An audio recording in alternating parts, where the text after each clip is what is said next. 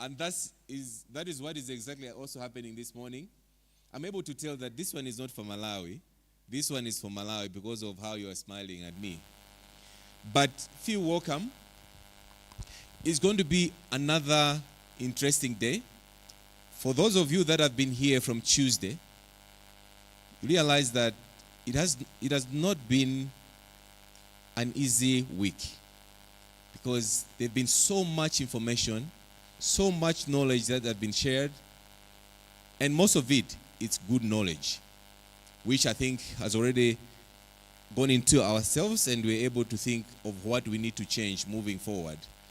And today, using such knowledge and information, we want to specifically try to narrow it down and think about Malawi. And I know that there will be some areas where we'll be able to connect to some presentations that we were having, through the past 3 days. But now, today, we are focusing more on Malawi. So, there are two major events happening in this room today with you. We have the Malawi Policy Conference, which is under Malawi Day. And thereafter, Civil Society Agriculture Network will have another convening, the annual general meeting. And at that time, only members, paid up members for CISANET, will be allowed to remain into this auditorium so that they can now discuss internal issues at their grand meeting. And again, I know for those that have been here Tuesday, I know you're tired, you're so exhausted. And looking at the time to be here until that time that we're going to finish, you're thinking you cannot take it. So the organizers are saying they're more considerate. We'll try as much as possible to finish the Malawi Day at least by midday. So that when are you not going to clap hands for that? Those that were complaining. But that does not mean that we're going to dilute the content that we want to share with you today. We'll make sure that the content, the knowledge that has to be shared is actually transmitted to all of us this morning. And what is going to happen in a moment, I will invite some people to come and make some remarks and also just to greet you. But one important announcement that I want to make, we expected to have the Minister of Agriculture to be with us. He opened the event on Tuesday, and he really desired to be with us today, because when it's a Malawi Day, he thought it is important that he also is here. You cannot discuss policy issues when the Ministry of Agriculture is not there. So he thought he wanted to be there as a policy holder. But we are glad that we still have some ministry officials that will be able to represent him this morning. So the minister has given an apology, just so you know that he is a member of parliament for Malawi Congress Party. He's a member of Malawi Congress Party. And these days are very important and crucial for Malawi Congress Party. They started their annual meeting yesterday. It went throughout the night until now. They're still in the session. And the minister and the president are still there, just next door. So I don't think he would have time to come here, because he also have some interest in that particular conference. So he extends his apology that he will not be with us this morning. That means I think we'll be able to make use of the time that he was expected to make some remarks. Without wasting a lot of time, ladies and gentlemen, allow me to invite Elizabeth Namaona from CISANET to just give us an idea and some kind of a picture of the objectives, and also introduce this particular Malawi Day Conference and Malawi Policy Conference. Thank you very much. Let's give a round of applause to Elizabeth Namaona. Thank you.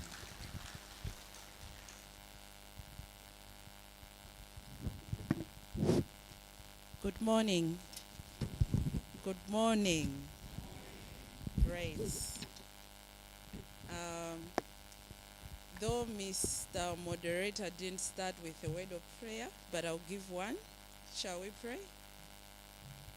Heavenly Father, we thank you so much for this beautiful day, the Malawi Day. We pray for your guidance. We pray that you be with us and monitor every deliberation that we are going to have.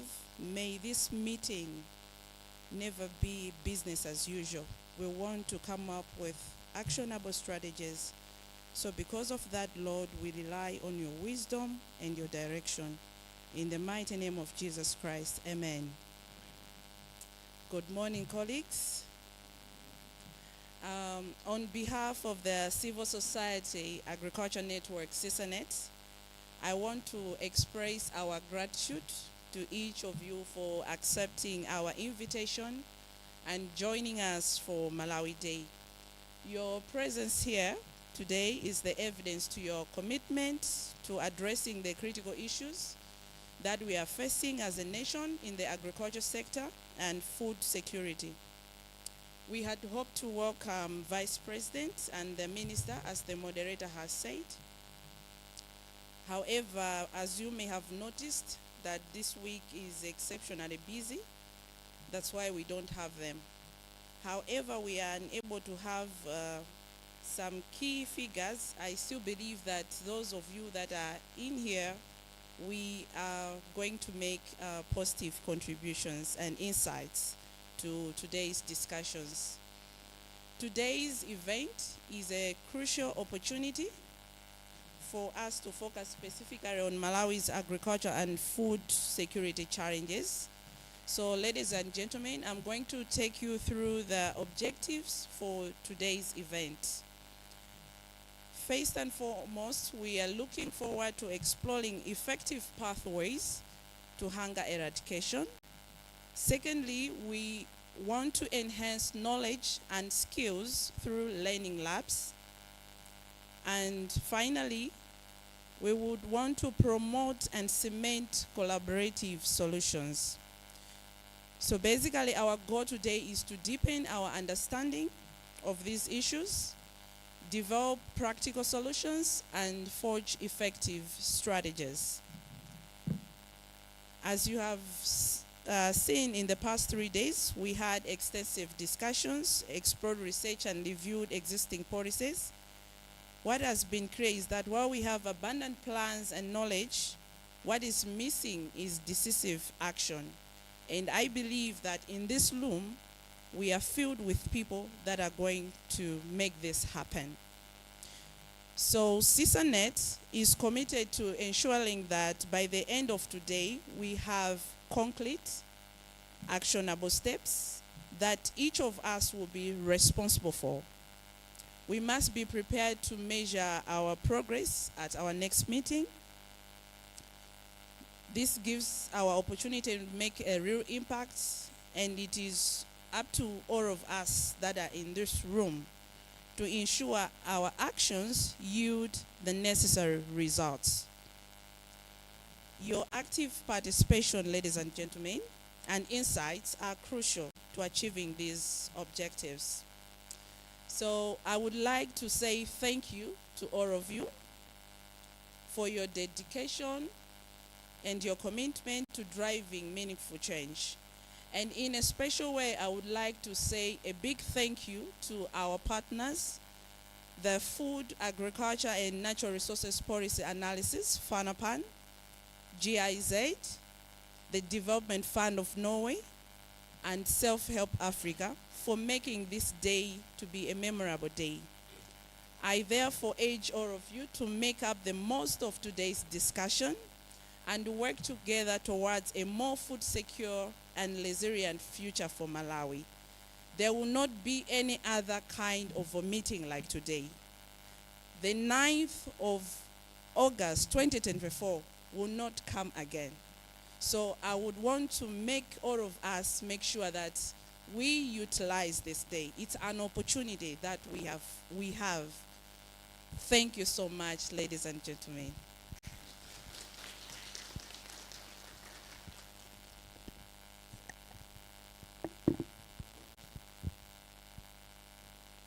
Thank you very much, Elizabeth. That gives us an idea of why we're here.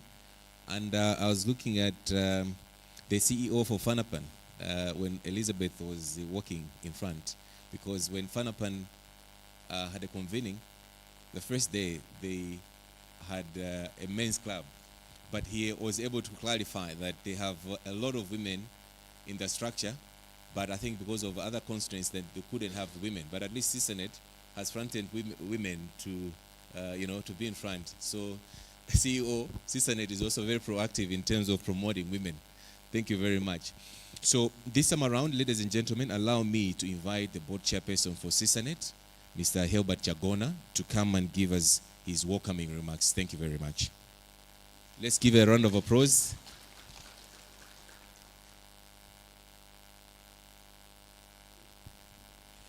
Good morning. I didn't hear it at the back. Good morning. I remember when I was in primary school, in a class where we were learning, we had a broken window, a glass broke down, and the teacher was so clever. What he did, he took a carton to replace where there was glass. And that was much better because the window was just open. So by putting a carton, a card there, I think it was a very good replacement. I hope today I'm not making a very good replacement for the minister or the PS. On behalf of the Civil Society Agriculture Network, CISANET, I am honored to welcome you all to this day, Malawi Day.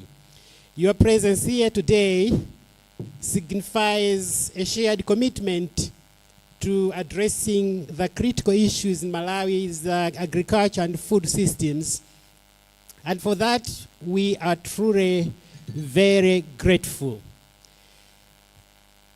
Over the past 3 days, as Gift alluded to, we have engaged in meaningful discussions, reviewed extensive research, and examined plenty of policies and best practices in Africa. When we met in this very room for the past 3 days, over 20 countries in Africa, it is evident that while we process a wealth of knowledge and understanding, we are still grappling with the challenge of translating this into effective action. As a CISANET, we believe that all of us share responsibility for the current state of our agricultural and food systems. We don't need to blame anyone else. Now is the time for us to reflect deeply on our actions and strategies. We must ask ourselves whether our current approaches are truly effective or if they require any significant shift. And we're going to do this within this space of time. We are all aware that our food systems are facing considerable challenges exacerbated by climate change and other socio-economic factors. Despite the presence of experts from academia, civil society, government, and private sector, there seems to be a persistent gap between our knowledge and tangible outcomes. It is clear that our current practices are not yielding the transformative results we need.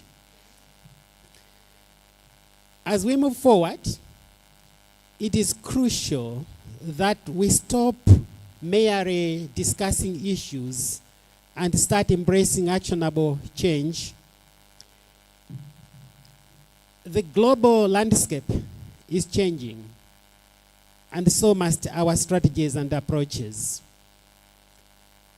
During the 3 days, I was very much interested because there was a topic on artificial intelligence, AI, which is taking the global space.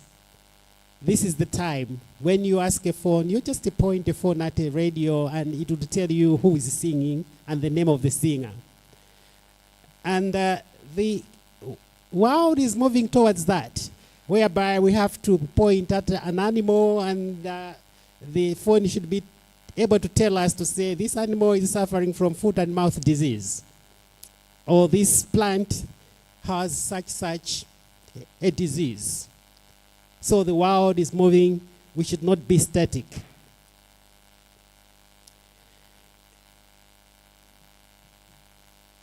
We cannot continue with business as usual and expect different results. Our challenge now is to determine how we can implement innovative solutions more effectively and collaboratively. This reminds me of what we discussed during the 3 days, where we saw so many policies from all over Africa, so many strategies, how other countries are doing, and it's the time now to domesticate the policies which we have seen and see the best pathways to addressing the issues which are affecting Malawi. In addressing the pathways and domesticating the policies, it reminds me of one day when I was in Nairobi. I was attending a meeting. There is a hotel and a conference center, which is Jomo Kenyatta Conference, which is not very far from the hotel where I was putting up. And this morning, we were going to the conference room. I was accompanied by one professor. I will not name him. But the two of us were going to Jomo Kenyatta Conference. And as we were going, we saw somebody who was jogging, had a dog, had a mask on. But the dog started barking. And the professor was on the right-hand side of me, closest to the dog. And when the dog was barking in Nairobi, the professor said, choka, choka, choka, choka. Oh, the knowledge he had learned in school had gone. He was back to the roots. All he could remember was choka. But this dog in Nairobi could not hear choka. That's why we are saying, let us domesticate the policies so they respond to our body language, to the language we speak, so that we're able to understand them. Today, we call upon all stakeholders to unite in this drive for change. This is not a time for showcasing individual achievements, but for collective action. CISANET aims to be a platform that mobilizes us to drive the change agenda, hold the government accountable, and ensure that policies are not only well crafted, but effectively implemented on the ground. We must ensure that the government initiatives are aligned with existing policies and are adequately resourced. But this can only happen if we speak with one voice.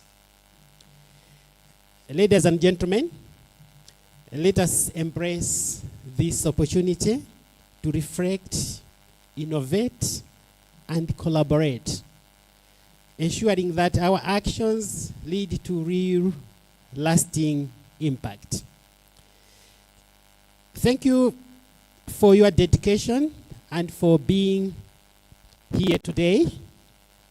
Let us work together to make a difference. And I want to wish you a great session as we look at these issues. Thank you very much for your attention.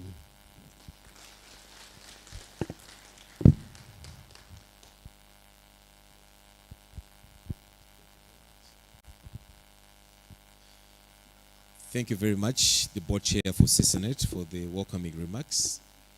And this time around, ladies and gentlemen, allow me to invite in front Kate Hartley-Louis, who is the country director for Self-Help Africa, to come and make a keynote presentation. Thank you very much, Kate.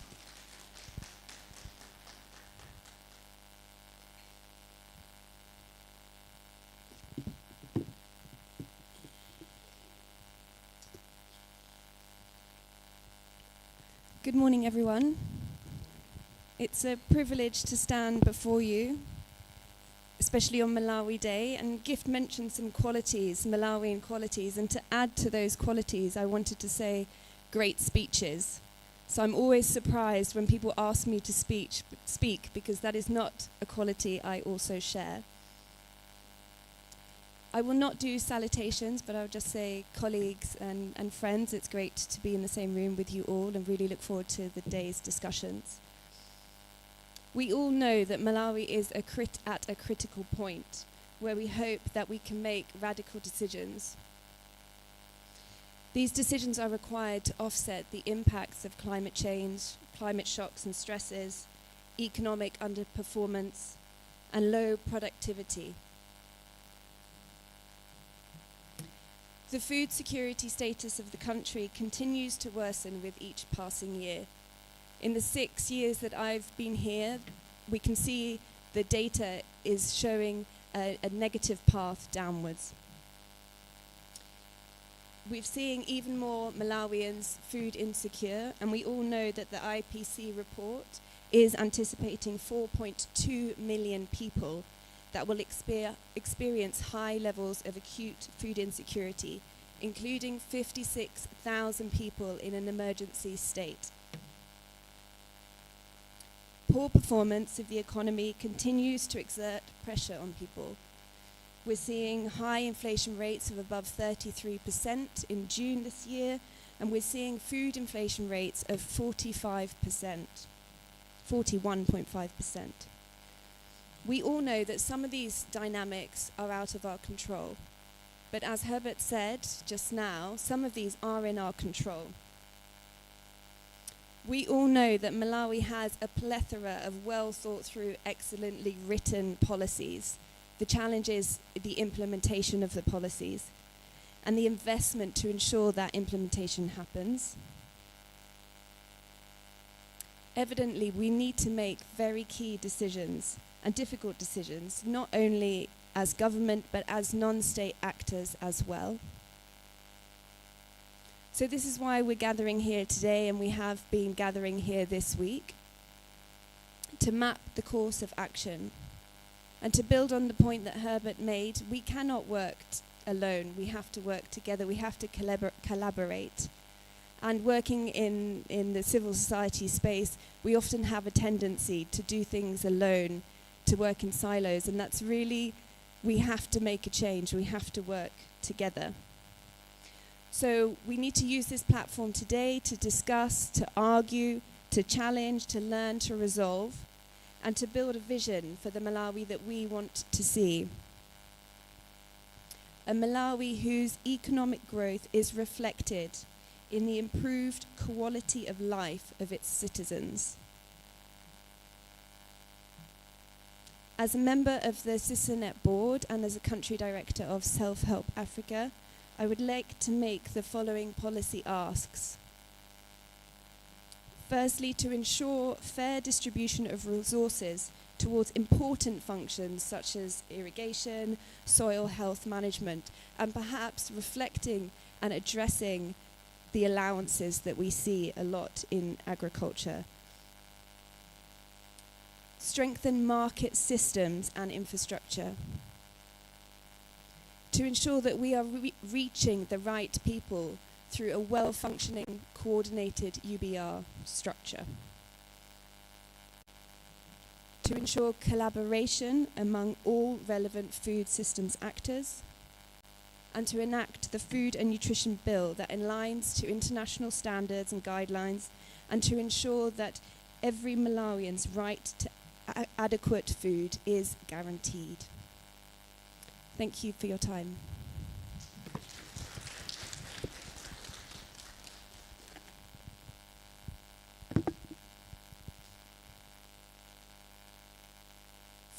Thank you very much, Kate, for the insightful presentation, where you've also been able to make very clear asks. And I'm sure all of us, like you said, for this us to be advanced more, we need to work together and speak with one voice. We shouldn't work in silos. Ladies and gentlemen, what is going to happen now is we'll take a short break because we want to go and have a group photograph. When we have that, we'll come back and continue now with some key presentations for today. So because the minister is not here, we still have more time, but we would want to make sure that we use that time efficiently and effectively. So allow me to invite all of us to go outside, and our colleagues, the photographers, will be able to show us and direct us where we're going to have that. We should do that quickly, and then when we do that, we need to come back quickly, and then we continue with our sessions. Thank you very much. Let's do that now.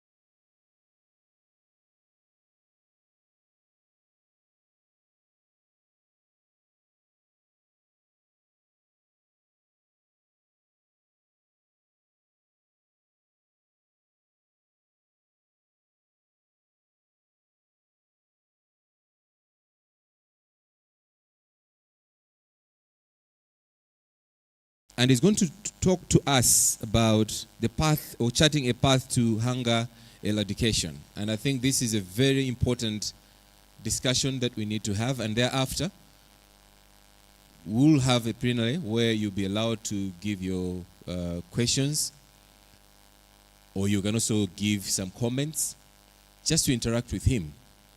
And I think this presentation is coming at a better time, where Africa, and particularly Malawi, we've been experiencing hunger. It is still unfortunate that year in, year out, and in fact even today, people still go to bed hungry. They still go to bed without food. And yet, we have the whole Ministry of Agriculture, we have different institutions and players and stakeholders, and all of us that are here, that we are doing some interventions, some research, and some actions to eradicate hunger. And yet, millions of people in Malawi still go to bed without eating anything. It means we now need to begin to reflect on what we've been doing, or what we can do to ensure that we reverse the situation. And for us to be able to have that particular important discussion, it will be spearheaded by Dr. Alexander, who is going to come in front, but would also want to learn from each one of you, because we know that some areas, people are not going to bed without eating. They're still eating because of your interventions, because of the policy influence that you've done. You also want to appreciate by way of sharing with all of us that are going to be here. So allow me now to welcome Dr. Alexander Kalambira to come in front for his presentation. Thank you very much, ladies and gentlemen. Let's give a round of applause for Doctor.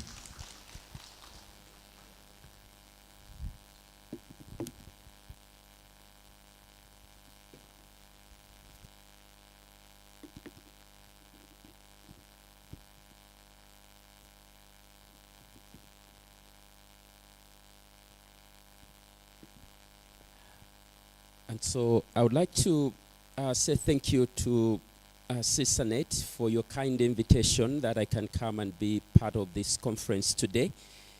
I was asked to talk about the path to hunger eradication, and I'll stick to the topic as you gave it to me.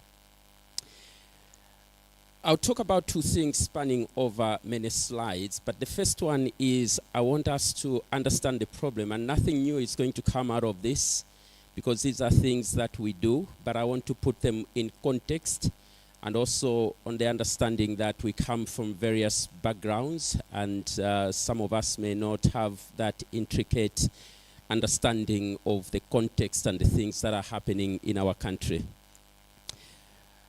First and foremost, let's talk about zero hunger. As I was looking for a graphic to put on this slide, I landed on this one, and I loved it because it speaks a lot about what the zero hunger goal that we are all pursuing as a nation and also as a people on this planet are gearing towards.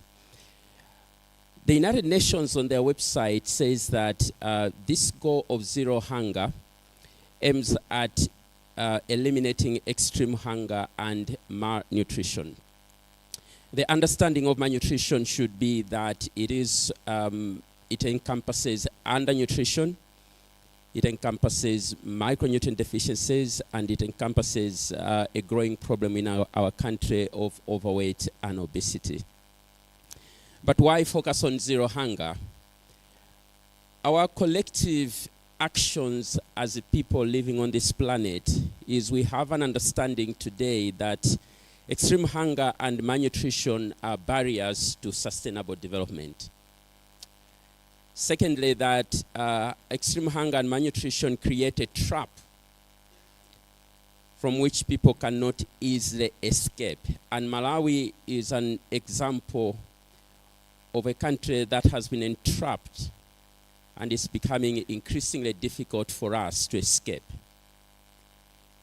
Number three is that extreme hunger and malnutrition, when it prevails, is allowed to prevail, it makes individuals to become less productive. So it means that public workers, people working in the private sector, people working on their farms, our productivity collectively is lower than it should have been if we were not a hungry nation. As well, people who are hungry, who have a particular extreme hunger and malnutrition, results into low resistance to infections, and we become prone to various forms of diseases.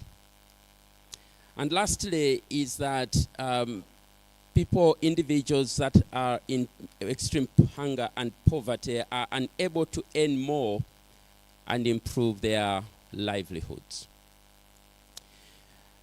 Our collective vision as a nation is to have an inclusively worthy and self-reliant nation. Enabler number 5 to this is human capital development.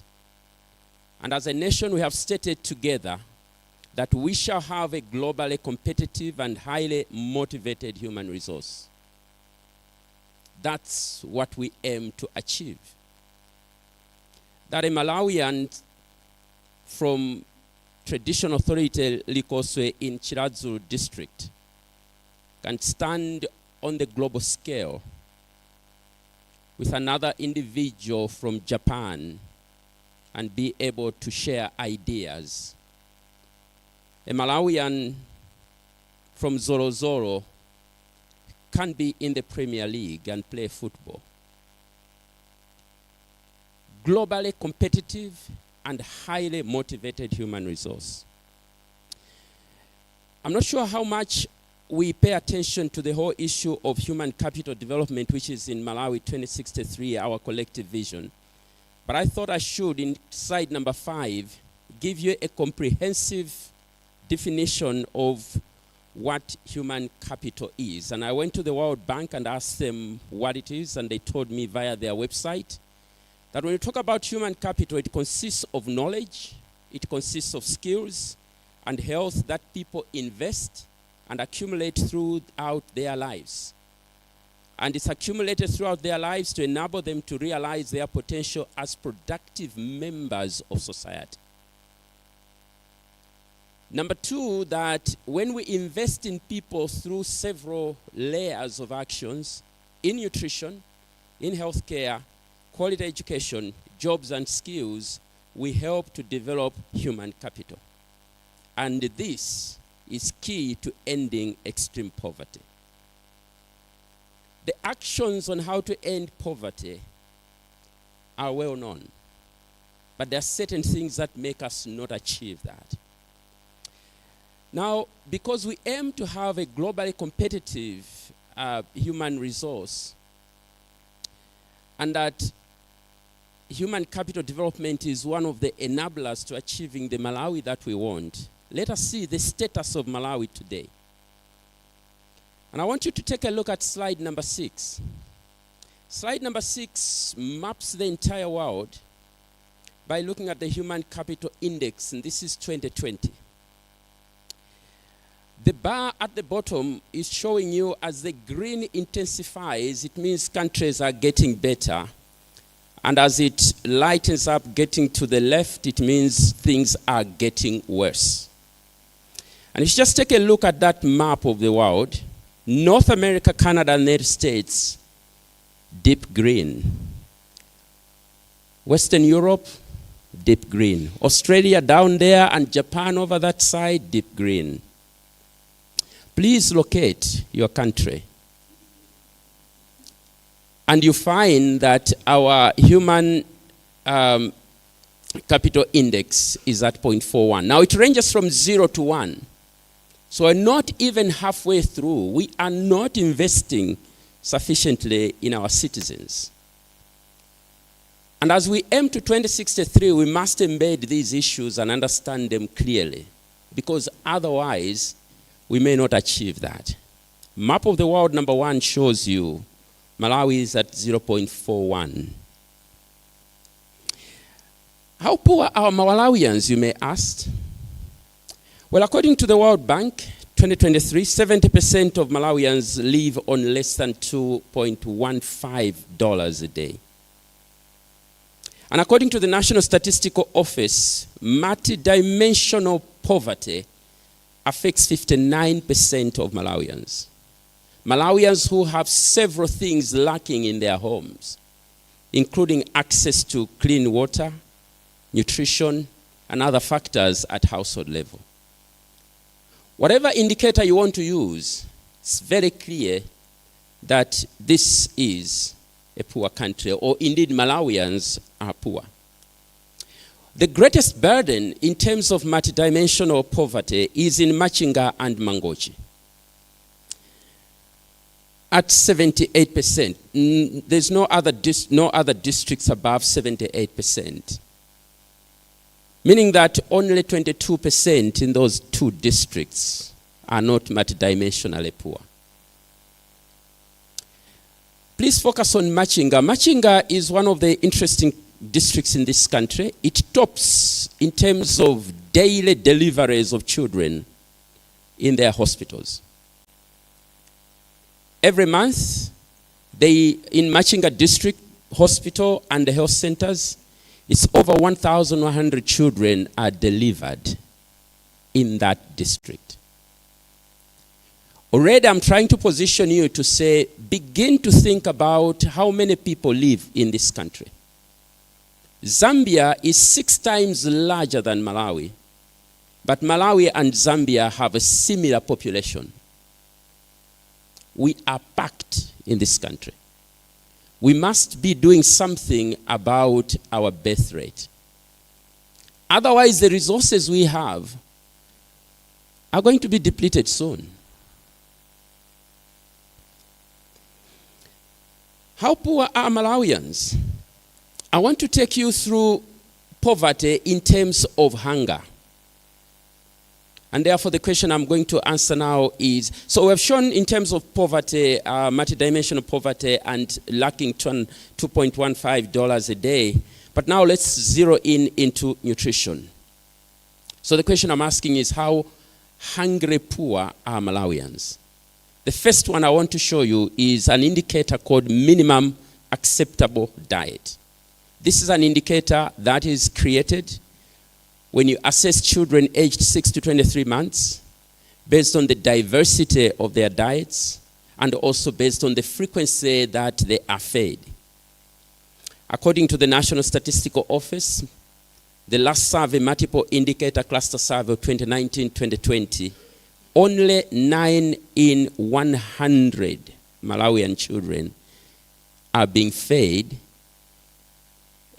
complementary feeding that meets the minimum acceptability. Reverse that, 91 out of 100 Malawian children, yes, they are eating, but their diet does not meet the minimum standard of quality. And that's a problem with nutrition. People are busy eating, but the quality of what they are eating matters. And we should be paying attention to the quality, because when you talk about hunger, it's not just going to bed without eating anything. We can fill our bellies with food, but is there quality in it? How poor are Malawians? Number 2. In 2015-2016, Malawi first generated nationally representative data on prevalence of a nutrient called zinc. It's found in foods of animal origin and plant origin, but the one in plant origin has a problem because when you consume it, it's usually locked up and not available to the body because of some elements found in legumes and cereals, unless we do some processing to reduce what is called phytic acid. But also, Malawians, in terms of our intake of the best dietary sources of zinc, which are animal source foods, that's one of our biggest problems. And so when we go next time to do pass-on programs in the communities where we work, the work we support, we need to give it realistic thought to say, are we really implementing programs, initiatives in terms of increasing livestock in the communities that really is going to have an impact? The survey conducted then showed that 60% plus of Malawians have deficiency of zinc, ranging between 60% in under 5 children to 69% in girls aged 10 to 14. Deficiency of zinc has many consequences. We can talk about that at a later time. How hungry poor are Malawians? Let's take a look at another mineral which is called selenium, S-E-L-E-N-I-U-M. You don't hear about selenium. It's a micronutrient. We need it in very tiny amounts. A study done by Felix Pensulo as part of his PhD studies at the University of Nottingham, he published one paper back in 2019 showing that 63% of Malawian women of reproductive age are deficient of selenium. When you look at the map of Malawi to your right, what you generally see is a red shade in that map other than the blue. The blue means that there is unlikely going to be a problem in those areas, but the red means there is a problem, and the deeper the red color, the bigger the problem. Where do you see some red, blue shades? Lower Shire, along the Shire River. And you see it around Mangochi and somewhere in Kota Salima. Other than that, you see red and red and red and red, including Lilongwe, Kasungu, and all over the place. Nearly 2/3 of our women lack selenium. I'm trying to prove the fact that Malawians are hungry poor. How hungry poor are Malawians? Let's take a look at a problem that you have probably heard quite a lot, which is the problem of stunting. According to the World Health Organization, prevalence of stunting of 30% and above is considered very high. That's the label according to WHO. Beyond very high, there's nothing else. We've started tracking consistently the prevalence of stunting in our country back in 1992 with a demographic and health survey. And the numbers are speaking a language very clear to you and I. Even by 2020, 36% of Malawian children under the age of 5 are stunted. My colleagues and I just concluded in March this year a study in 13 districts, round 8 nutrition smart survey. We reached out to thousands of households and generating data from 6,300 plus children, aged 0 to 59. What we found in those 13 districts only is that prevalence of stunting is actually appears to be going up because it was at 39%. Our country lacks resilience in our food systems. Because beginning with COVID, what else did we have?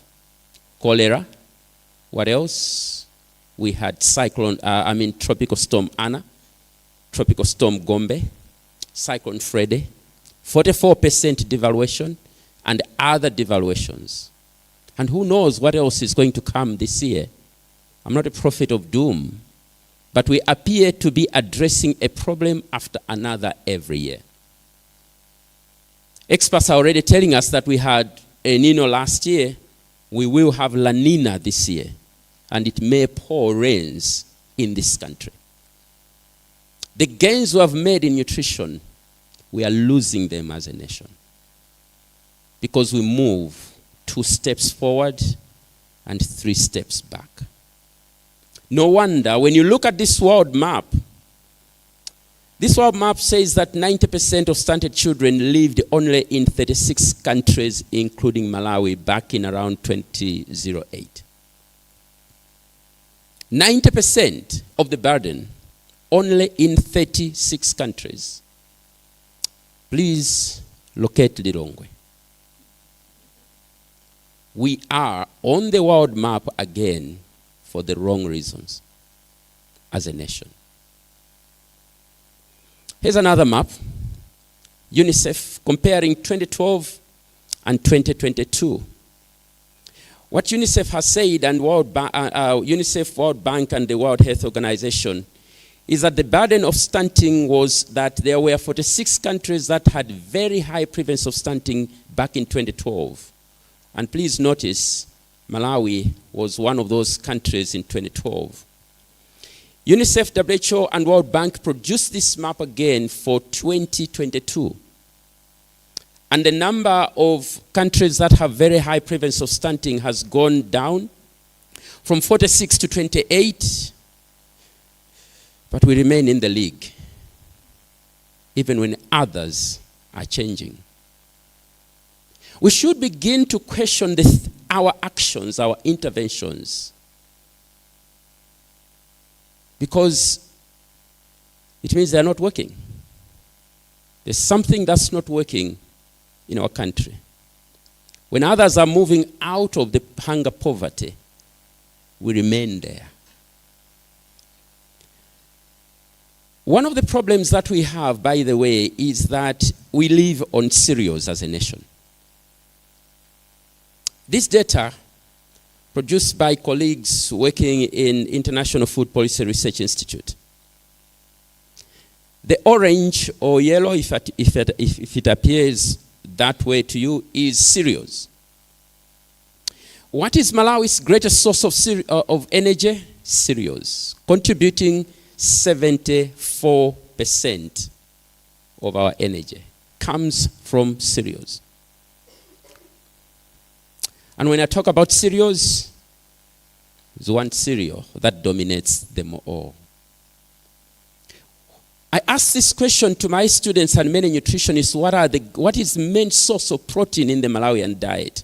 And the answers I get is beans and fish and other things. No. In my exam, you get it wrong. The greatest source of protein in the Malawian diet are cereals. Cereals contribute 67%. 2/3 of our protein comes from cereals. What else? Iron. 79% of our iron is from cereals. Zinc. 78% of our zinc is from cereals. The challenge is that because our diets are not diversified, our people in this country are not able to access many components of the diet. They rely on cereal to fill the belly, but they are hungry inside. No wonder micronutrient deficiencies are as high as I have shown you this morning. In May, Save the Children released this report. A fascinating report, but very disturbing. They're looking at the cost and affordability of nutritious diets in Malawi. And they have used some methodologies that they have developed and others borrowed elsewhere. Their aim was to estimate trends in the minimum cost of a nutritious diet and identify affordability gaps. They used the cost of diet assessment research methodology. And this was a longitudinal study looking at what's going on in our country from April 2021 through to February 2024. And they were looking at monthly prices of 29 essential food items in 77 markets across Malawi in 25 districts. If you haven't seen the report, I have a few graphs that I would like to show you. I know you know that the cost of a healthy diet is high, but I'm not sure you're aware of how high it is, and I'm going to show that to you. Do you know that between April 2021 to February 2024, the price of maize has gone up 503% in the 77 markets that they have been monitoring? And the monthly changes are as you see them. Remember, maize contributes most of our energy, protein, zinc, iron, and other nutrients. What it means now is that even the availability of calories in the home is becoming a challenge for Malawians. Here's another graph. This is comparative analysis of selected food items. You might say, well, that's just maize, but take a look at other food items. The prices have been going up. The next graph is monthly cost fluctuations for a food habits nutritious diet. They generated that indicator. 210% increase in terms of the food habits, nutritious diet. Looking at people normally eat in their communities, it's gone up. They looked at affordability. This is monthly income versus cost of food. The legend is up there. If you're very far away, seated in here, the blue or green, it's interpreting it green, monthly income, and then the orange red is monthly cost. So if you take a look at that, the incomes are the ones at the bottom, but in terms of cost is what you see in the amber, in the yellow.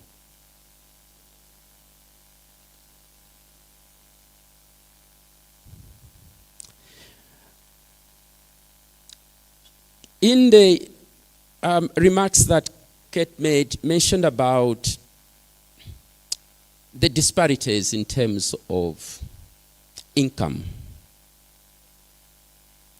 And when Save the Children plotted the household availability gaps, looking at the ultra poor, so you got a legend at the bottom, ultra poor, the poor, rural households, average Malawian, and urban. Urban is the blue line, and the ultra poor is the dotted red line.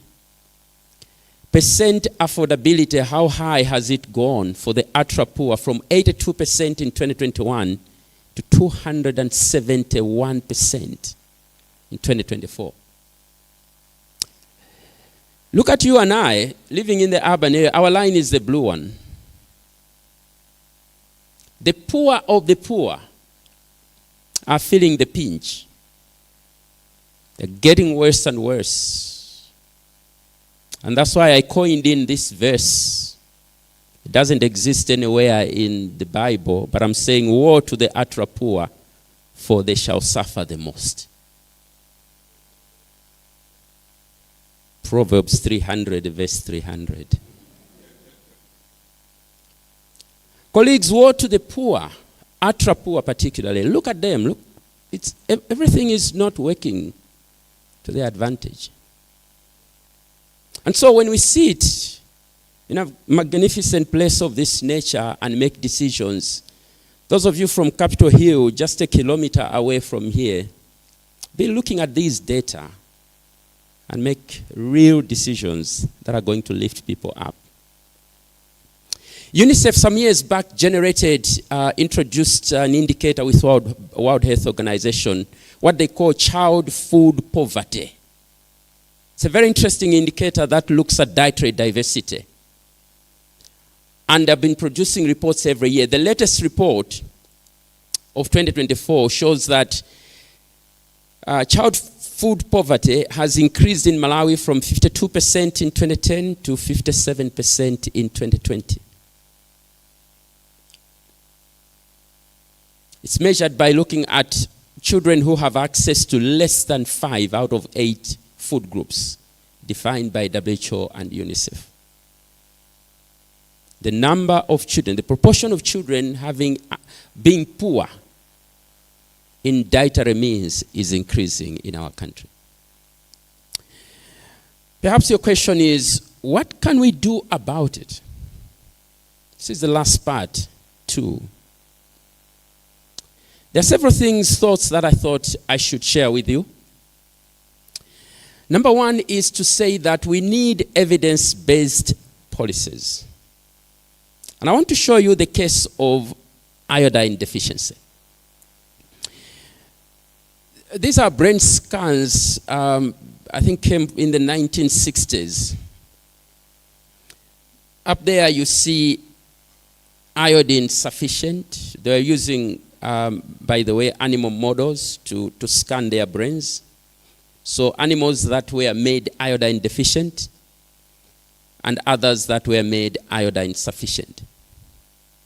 What you see at the bottom is how the brain of an animal would look like when there is iodine deficiency.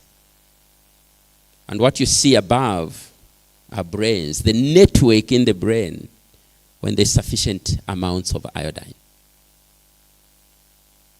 Malawi used to be called, when I was doing my undergraduate, we would say, the way you would write, Malawi is a landlocked country, etc., we would write, Malawi is an iodine deficient country. That was an opening statement then. Today, if you write that, you're wrong, because we are no longer an iodine deficient country. Why? Because we used evidence to fix the problem. Simple. That's the solution. Sometimes we go around and implement things that look nice to us, but that do not have real evidence on the ground. We should be concerned about those things. Number two, in terms of putting weight on the evidence-based policy, there's the issue of what are called territorial markets. And the keynote speaker talked about markets. Markets, I live at Bunda, and it's just a few kilometers from a big market called Mitundu. And you see the importance of market when you live close to it. How much it saves people around.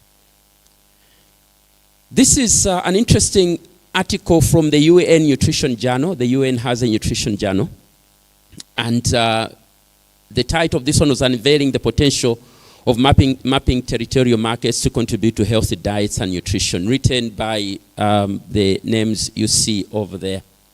Their aim was to unveil potential territorial markets to ensure access to healthy diets and better nutrition. And they looked at retail and consumer data from 19 territorial markets in 3 countries, Burkina Faso, Malawi, and Rwanda. In the process, they identified markets where supply of specific food groups should be strengthened, and those more relevant to ensuring that consumers have access to a healthy and diversified diets. What is the evidence? When you look at the markets, the territorial markets, in Malawi, when you put all of them together, there are certain commodities that are more likely to be found in markets and others that are not likely to be found in a market. And therefore, if a market elsewhere has, for example, dairy products, it means that people in that locality who use that market are likely to consume dairy products. So by paying attention to markets, this is the pathway through a platform that everyone uses to go and get what they want. You and I know where we want to get brown bread, whole wheat bread, white bread, cooking oil of this nature or that. Our markets, because we live in Lilongwe, Blantyre, and Zuz and other places, we know where to head to. The market is important for providing nutritious diets to people.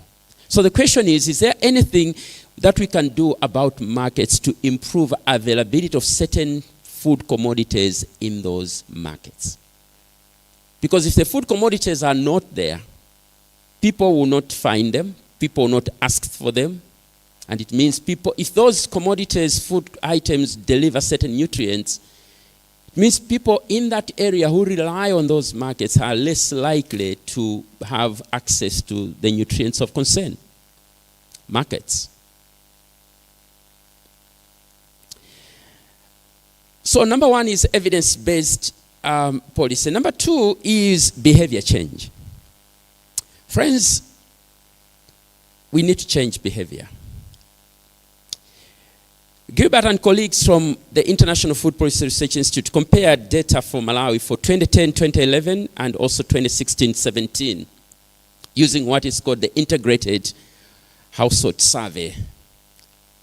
And when they compared the dietary sources of protein, I gave you an idea about this earlier. Take a look at what the cereals are doing. These are grams of protein that we consume every day. The cereals are way above everyone else. Number two, where does our protein come from? The legumes, the pulses, and the nuts. But see, it's around 7 grams when cereals have delivered nearly 40 grams. Look for the meat, offals, and poultry, just around 3. If you're thinking of eggs, they are contributing less than 1 gram of protein a day. This is a reality. Now, how do we help people to eat healthy? The government of Malawi in 2021 launched this document. It's called Eat Well to Live Well. If you don't have this document, I got it for free. I'll share it with CISANET, Elizabeth, and she'll be able, as she invited all of you. It's written in a very simple way so that everyone can use it. It's not an academic document. It presents the science as we know it today. Eat well to live well. Where the Malawi Congress Party is meeting right now, and the president has been there throughout the night, he was there on the 2nd of September 2021, and he launched Eat Well to Live Well. One of the statements the president made on that day, he was concerned about too much intake of unsima. And when the president said that, the papers carried it. One said, "Nsima obsession worries Chakwera." Another wrote, "Chakwera calls on Malawians to eat less nsima." Which in my opinion is a correct summary of what the president was not saying don't eat nsima. He didn't say thou shalt not. He said eat less. By eating less, where the nsima has been taken away, throw in other components of the diet. That's my understanding, and that's what the president clearly said. I was there in the auditorium. Now, whenever people don't like someone who says change your mind, change the way you do things, we always react. And I want to share with you how Malawians reacted when the president said eat less nsima. A student of mine sent me some discussion.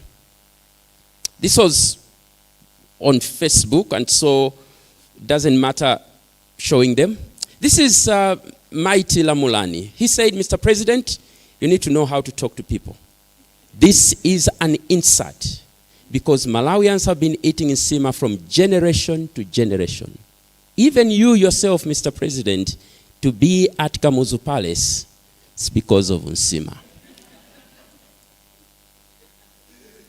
We begin putting barriers when people tell us, change your mind, change the way you do things, because we're used to it.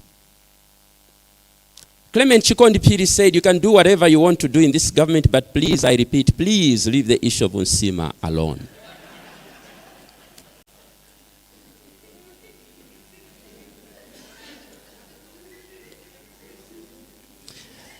The point I'm making is that as a nation, collectively, we are not willing to change behavior around the food we eat.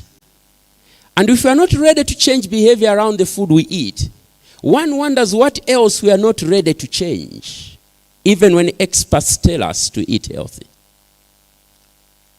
Let me show you 2 more reactions. This is Mustafa Aubi says, "Mr. President, you don't have you don't have a brain.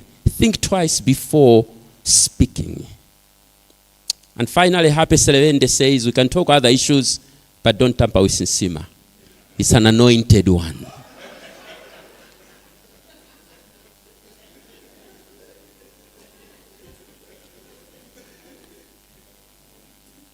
The moment we begin seeing things in that perspective, there is some, these are only a few Malawians reacting, but it represents a voice. How many people think about this issue? But what does the government of Malawi say is healthy eating? And I want you to check what you eat at home regularly, not when you come here, perhaps maybe when you come here, but what you eat regularly at home. I show this to my students and they say, no. How can you say that's a healthy eating? They say we need to to reverse the statements. And this is, according to Eat Well, Live Well, this is a definition of healthy eating. A healthy diet consists of plenty of what? Vegetables, fruits, whole grains, legumes, nuts, healthy fats, and oils.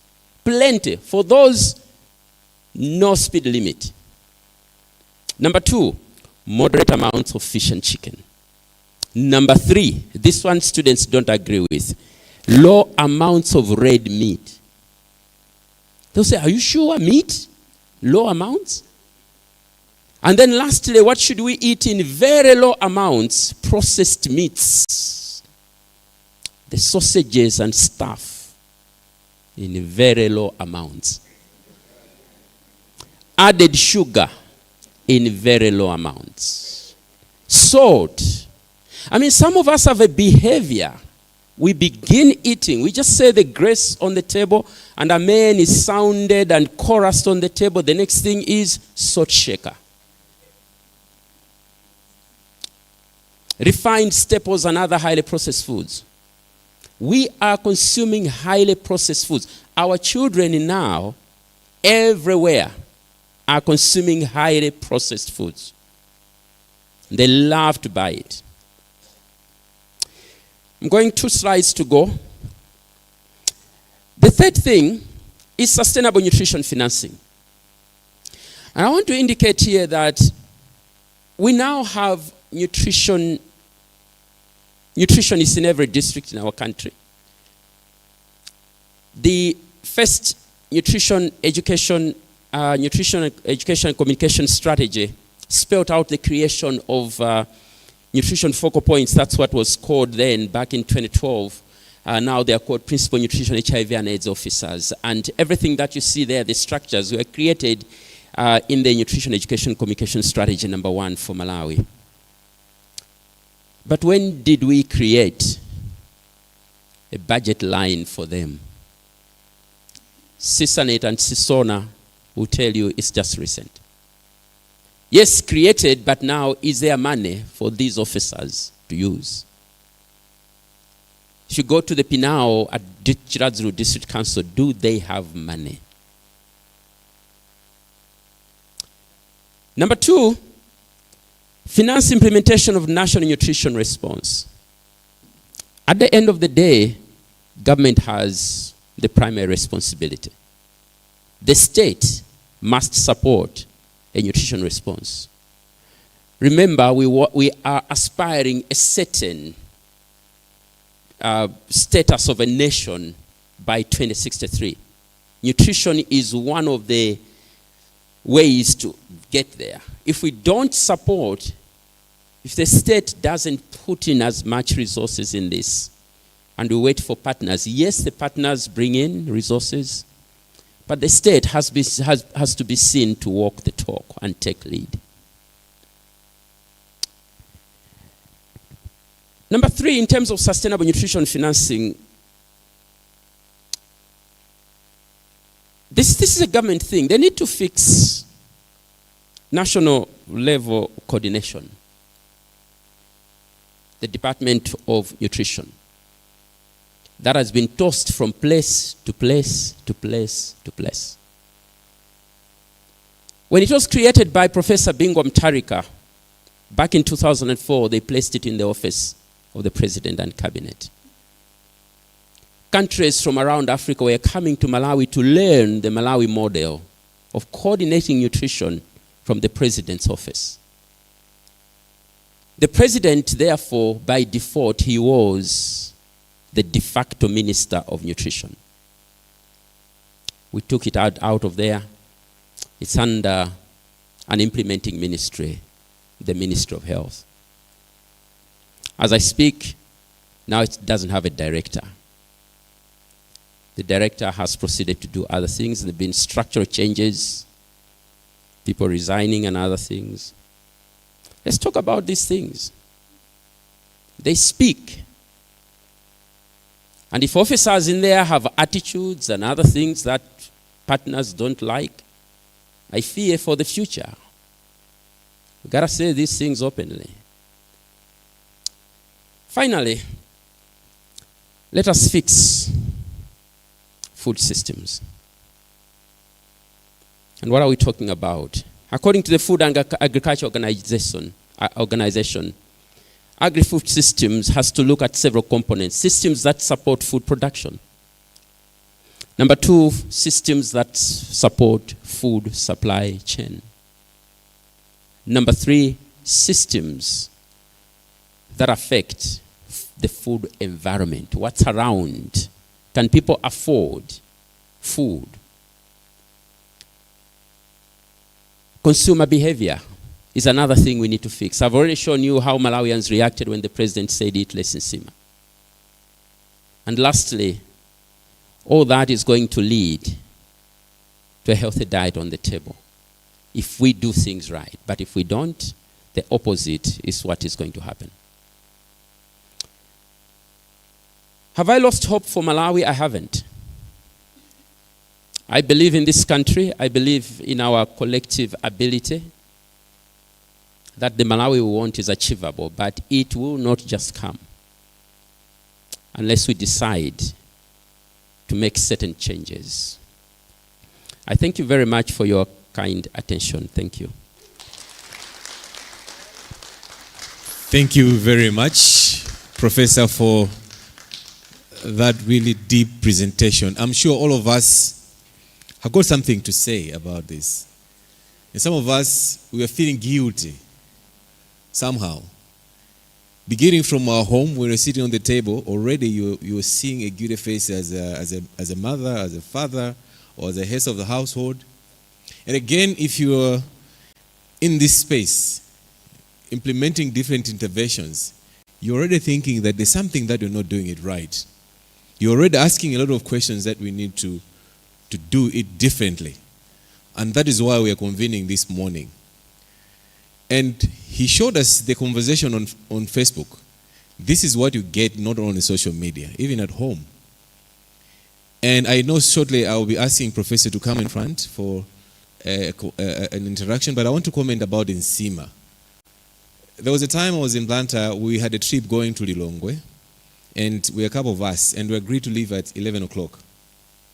And there's a guy that was really adamant to leave at 11 because he cannot leave Blantyre all the way to Lilongwe without eating in Sima. So we agreed, no, we'll buy a few things on the way. Pachikondi stopover. And then assure me, are we going to find in Sima? Then we said, no, there's no Sima. I mean, they said no. One thing that I know, what he told us is that he also loved Nsima being made by his wife. So he's going to stay away home for a couple of days. So we should allow him to eat Nsima. So we said no, because we need to be in Lilongwe on time. So because of Nsima, this guy did not join the trip. He left the next day in a bus. And that's how people love Nsima. So it's important that I think while the conversation about Nsima is there, I think he has outlined a lot of important factors. He's given us some statistics that should trigger our thinking. So, Professor, would you allow me to come back in front and sit on that hot chair?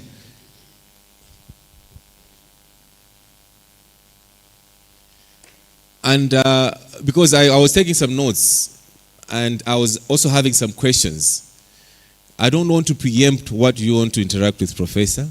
So open up for some comments, some discussions, and just go straight to the point. Even if you want to do a confession, you're allowed to do that at this session, so that we also learn from you. So if you've got anything that I want to say, just raise up a hand, and my colleagues will run up with there are a lot of, so we'll need to moderate this. So I'll take a first round of questions back to back.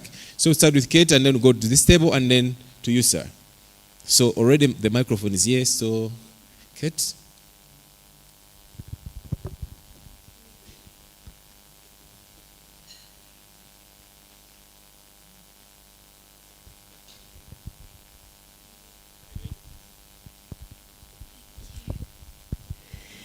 Thank you, Professor. It was an exceptional presentation. I think we all are wowed by the stats and the figures. I think a lot of it we know, but it's really helpful to see the raw, stark figure. I'm not going to comment on the broad access for the majority of people in Malawi, but for the majority of privileged people, and we talk about the urban Lilongwe, etc. In Malawi, from an outsider's perspective, Malawian people are very patriotic. And I think that there is like the comments and the reaction around the Facebook chat is, how do we like create, how do we disconnect SEMA and being patriotic? Because I think people have this, like being patriotic to maize, to Nsima, and how do we actually open up people's, kind of give them freedom to be, okay, I want to eat different types of food, I want to experience cuisine from different cultures, but it doesn't mean that I'm not patriotic. Because I find even my colleagues, when I say, okay, should we go, when we're traveling, should we go and have Indian food? They say, oh no, I won't, because I probably won't like it. But I've never had it before, but I won't try it. And I think that is, from an outsider's perspective, and I may be wrong, it's to do with this idea that what you eat is part of how you are part of the country and how you represent and show that you're patriotic. And I just wondered if you have any reflections on how do we disconnect the two things. Thank you very much, Kate. Then we'll go to Alan and then Melton. Thank you, Professor Kalimbira. I'm mainly interested on the issue of MAD, minimum acceptable diet. It's 9%. My area of interest is when we are doing survey in Malawi, it's structured like rural, semi-urban, and urban. So this 9%, is it across, or maybe it's only concerning the rural areas? Thank you. Thank you very much. Next. Thank you, Professor, for the presentation. My name is Melton Ruhanga. I work for an organization called Churches Action in Relief and Development, CAD, and a member of CISANET. When you were introducing, or when you were quoting the World Bank on what is human capital, one of the things that struck me most was that you are talking about human capital consists of the knowledge, skills, and health. But one thing that and you also concluded with, and I always feel is important, is about values and beliefs. And the past 3 days we have been struggling about the term scaling up, scaling deep, scaling out. So I wanted you to comment more on that probably we need to think more about not what we produce, but how do we go about utilizing what we have. Thank you. I think they fall short in addressing the gravity of the magnitude of the problems that we are in. And this is not just specific to Malawi. Most African or third developing countries, let me use that term, are placed in. So, for example, I would say we are talking about we need to fix the food system. I feel that is not sufficient enough to address the problem that we need. We need to think a little bit more broadly and provide our policymakers and the implementers on the ground with actionable things that could be done. The way we have demonstrated the figures on the challenges, could we focus more on the opportunities? That's my question, Prof. Thank you very much, Prof. They are very straightforward questions. If you kindly take them briefly straight to the point, I think it will be very helpful. Once he has responded, we'll also take another last round of questions because of time. Thank you for your questions. So, first of all, the issue of the disconnect that may be there if people may not, if we continue preaching about eating less nsima and stuff and people are connected to it. The definition of food security is very clear, that it's not just about having a nutritious diet, but that the food is culturally acceptable as well. And so there's a culture in nsima, and we defend our culture, want to live our culture, we're proud of it. But the messaging here is not stop eating nsima. The message is eat less nsima, throw in other components of the diet, because nsima alone is not helping. My uncle, and to come out of my district, Chiladzuru in the south, so he lived in a place called Area 25, and he walked all the way to Bunda to look for me. His wife really, really wanted to talk to me. We spoke after burying our loved one. And she said to me, new things have come from Lilongwe. And I said, what is it? She said to me, do you know we eat cassava with fish, it's called utaka, and that can be lunch. And my wife and I have never done that. This man had learnt it and went beyond us. What changed? By observing and living the experience. And this is one remarkable thing she said to me, is that because they grow a lot of cassava in my home village, she said, now we can save our maize, it will last longer, because we'll be eating maize and that and that and that. So people can still cling on to the culture. I eat nsima in my house, but it's not as much as many people eat. And that's, to me, that's why I was saying behavior change. We need to change our mindset and look at all these foods as foods available for us to be able to eat and enjoy. The minimum acceptable diet is a national figure, rural and urban. The urban figure is just a few percentages higher. I don't have that in, right away, but it's in the multiple indicator cluster survey. Just a little higher than 9%. Otherwise, that's the average for the country. Now remember, Malawi is around 84% rural. So that is pretty much a representation of our minimum acceptable diet, because it's speaking about the majority of Malawians who are in rural areas. Human capital, you have talked about the issue of knowledge, skills, health, values, and beliefs. And then shouldn't we be thinking about what we produce, what is available?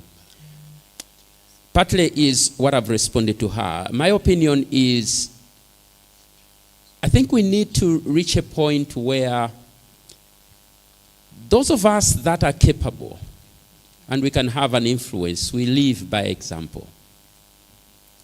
And number two, among those, it's not me just influencing my family and when I visit my village, but it's also about the key decision makers, politicians. Those of you that are my fellow Malawians, you are aware of the song called Mose Walero by Mr. Nkasa. Mr. Nkasa sings, when you listen to the lyrics of that song, he praises Professor Bingwa Mtarika for bringing a maize on the table. And he says this is what, pretty much what the previous government was failing, the Bakiri Muluzi government was failing. Because Dr. Bakiri Muluzi, what happened in the late 90s, what we did was the Nutrition Fraternity worked with Dr. Bakiri Muluzi and the late, his vice, Malawezi, Honorable Malawezi, worked with him in his home district. I remember we had a day when nsima and maungu and everything, local foods were prepared, and him as vice president of the country with all the chiefs of Unchisi came, and he was in front. He picked a plate and picked maungu, I remember, and the chiefs followed. And later on he made a statement and said, you don't just have to eat nsima, you can also eat maungu. And that's why Mr. Nkasa, in the song Moswalero, he says, Matiuza kuti musabango dali nsima yoka kale minkaga zitafunani. He put it in that graphic way when you listen to the song. And what he was doing was to belittle. His thinking was Dr. Bakiri Muzi was simply failing, and that's why he was saying we should be eating other foods. We would like to see politicians take a lead in these things. And once they look at how Fridays are in this country, it required Professor Peter Mutharika to declare Friday to say, where are your local Malawian print? What happened in this country? Everyone in Capitol Hill, all over, Friday is a day you don't wear a necktie and other stuff. Our leaders can declare these things. They can say all restaurants in the country, Wednesday, Malawian food and ABCDE. Everyone will listen to the head of state and government. So we need to lead by example, and our politicians have a vantage point. Lastly, the challenges. I do agree with you that I have put here abstract comments about what I think may be the way forward. But if we begin unpacking that, for example, the food systems, there's lots of things we need to fix in there. Production. Where are we putting our money most in terms of research and production of food? Wherever our money is, our heart is. The biggest dollar in this country in terms of food crop research goes to maize. No wonder we have flooded the country with that.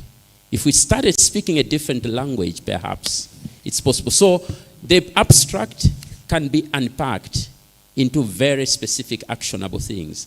There's already, there was a consensus that was reached in this country a few years ago about what we need to do in the food systems, for example. We already have that, but the question is, who has picked it up? We don't have even anyone coordinating food systems in this country right now. It's all over the place. So that's how I would like to respond to the 4 questions. Thank you, moderator. Thank you very much, Professor. And already I see hands rising up, so I'll go to Daibon. And okay, there are 2 questions at the table, and then Ndula, and then yes. Okay, and then because I think almost every table there is someone wants to ask. So we'll go to Daibon, and then your colleague, and then we move this way. We should try to be precise with our question because of time. Thank you very much for the wonderful presentation. My question rides on your issue about politicians. Is there a forum in Malawi? Sorry, I've been away from Malawi for 4 years. Is there a forum in Malawi where this presentation can be made and we can force not only government but all the politicians to come up with solutions in their campaign for next year so that we know that the people that we are going to select in this country to lead us are addressing these issues? Thank you. Thank you. Politicians need to know the statistics. I think they also feel guilty the way we are feeling, and they will take an action, I believe so. Yes. Thank you, Professor. As always, very good presentation. Mine is a comment, not a question. As the youth, I think it's important that we raise this. I'll give an example of Malawi in this year. This same year, we have gone to a state where we knew El Nino was coming. There was going to be low yield. But we still did a lot of AIP. And 4 or 5 months later, we had this situation where we say, oh, no, there is low yield, people are now hungry. Then we moved to give people a food basket, which was never made, so most of it was maize. So we give people maize.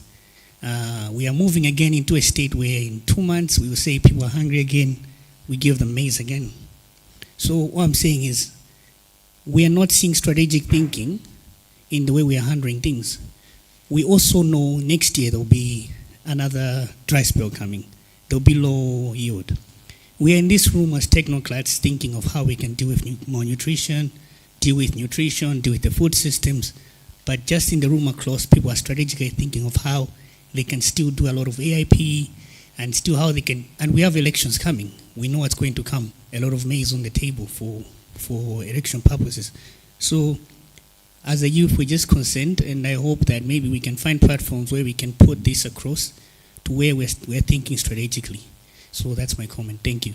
A very powerful comment from the youth, and I think we have hope in you, because this love of Nsima with you, I'm sure you can do without Nsima, your generation. And let's get another comment, and then we'll move this way quickly. Quick one.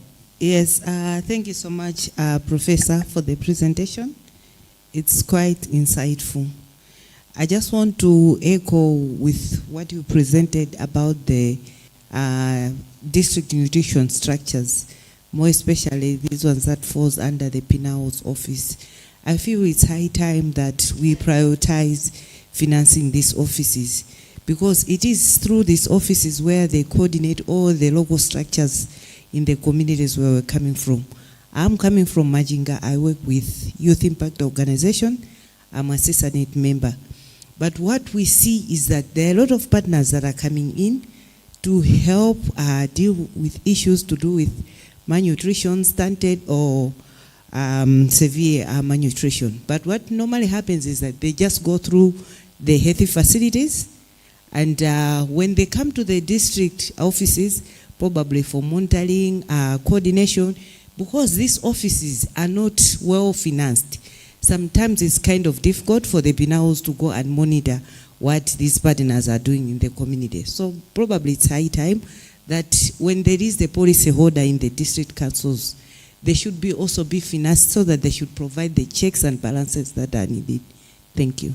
Thank you very much. Yes, Yandula, your turn, and then we take last 2 or 3 more comments. All right. I think quickly my question is, how do we align politics and policy implementation to ensure that we indeed end hunger? And the basis of my question is that we cannot run away from the fact that maize is a political crop and it is a kingmaker in Malawi. And as politicians, and I think even as citizens, we have politicized maize as a crop, and we need to depoliticize in order for us to ensure there is that dietary diversity. So how then do we align the interests of politicians, knowing that if they say we'll bring in food security, and by food security they are in quotes, it is maize, how do we align those interests and our interests to ensure there is that dietary diversity and we end hunger in Malawi? Thank you. Thank you very much, Yandula. Then let's quickly move. There was a hand on that table. A young, okay. Yeah. Okay, yes. Maybe before I comment on the behavioral change, just a question to find out from our presenter. I want to find out to see on the issue of the 78% of Mangochi and Majinga. Okay, I don't know. Have you ever maybe come? Are there some fighters maybe which you can share with us to say why is it like that? The 2 districts are on high on that one. Then the other thing of all the comment or issue of the behavioral change, I think also one of the issues is also asked maybe to blame like the leaders and even we activists as well, because most of the times when we are doing things, of course, it's like most of the things that we discuss, even this discussion that we are doing, we only target maybe in places like here, just like here in hotels. But now when we go in the rural areas, we find that even those people, those messages, there is not passed to these areas. So maybe also what I would think to say, sometimes when we are holding these things like this, let's also identify areas which we think have got a high burden in a certain area, certain issue of nutrition, and then we go right there in the rural areas. Then we have to have discussion there, so that those citizens and the local leaders can have first-hand information from us. I think by so doing can also help to say, instead of maybe waiting to say, let's invite the activists to come here and think that maybe they will pass the message to the community. Sometimes that does not happen. So maybe also with the way we're handling, I think we're also considering this way. Thank you very much for that intervention. Yes, we go to a young woman and then we finally close from the 2 gentlemen sitting here. Thank you. My name is Stella Jerry, working with West Advisors. Thank you, Professor, for the enlightening presentation. I quoted you said the quality of what you eat matters most. It's not just about the quantities or the kind of food that you eat. So one thing that I want us in the room or the players that are taking part in transforming the food systems, it's also to put into consideration the soil crop management system, because the nutrition of the plant depends also on the nutrition of our soils. So what we really need to focus on is also to put consideration in strengthening at policy level and extension level, the soil healthy as well as the sustainable soil management practices.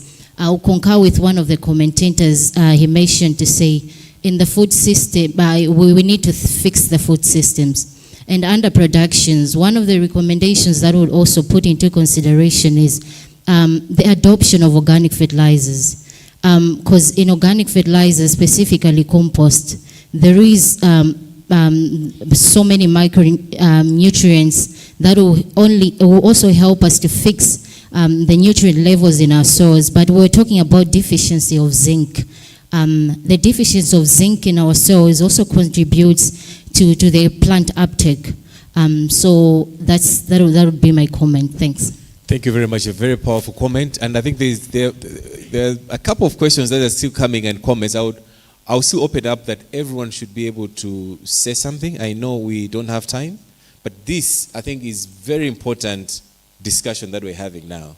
And I think we need to try to sort of exhaust it more. So we'll go to that table, and then we finalize with this table, or the two gentlemen. Sorry for that.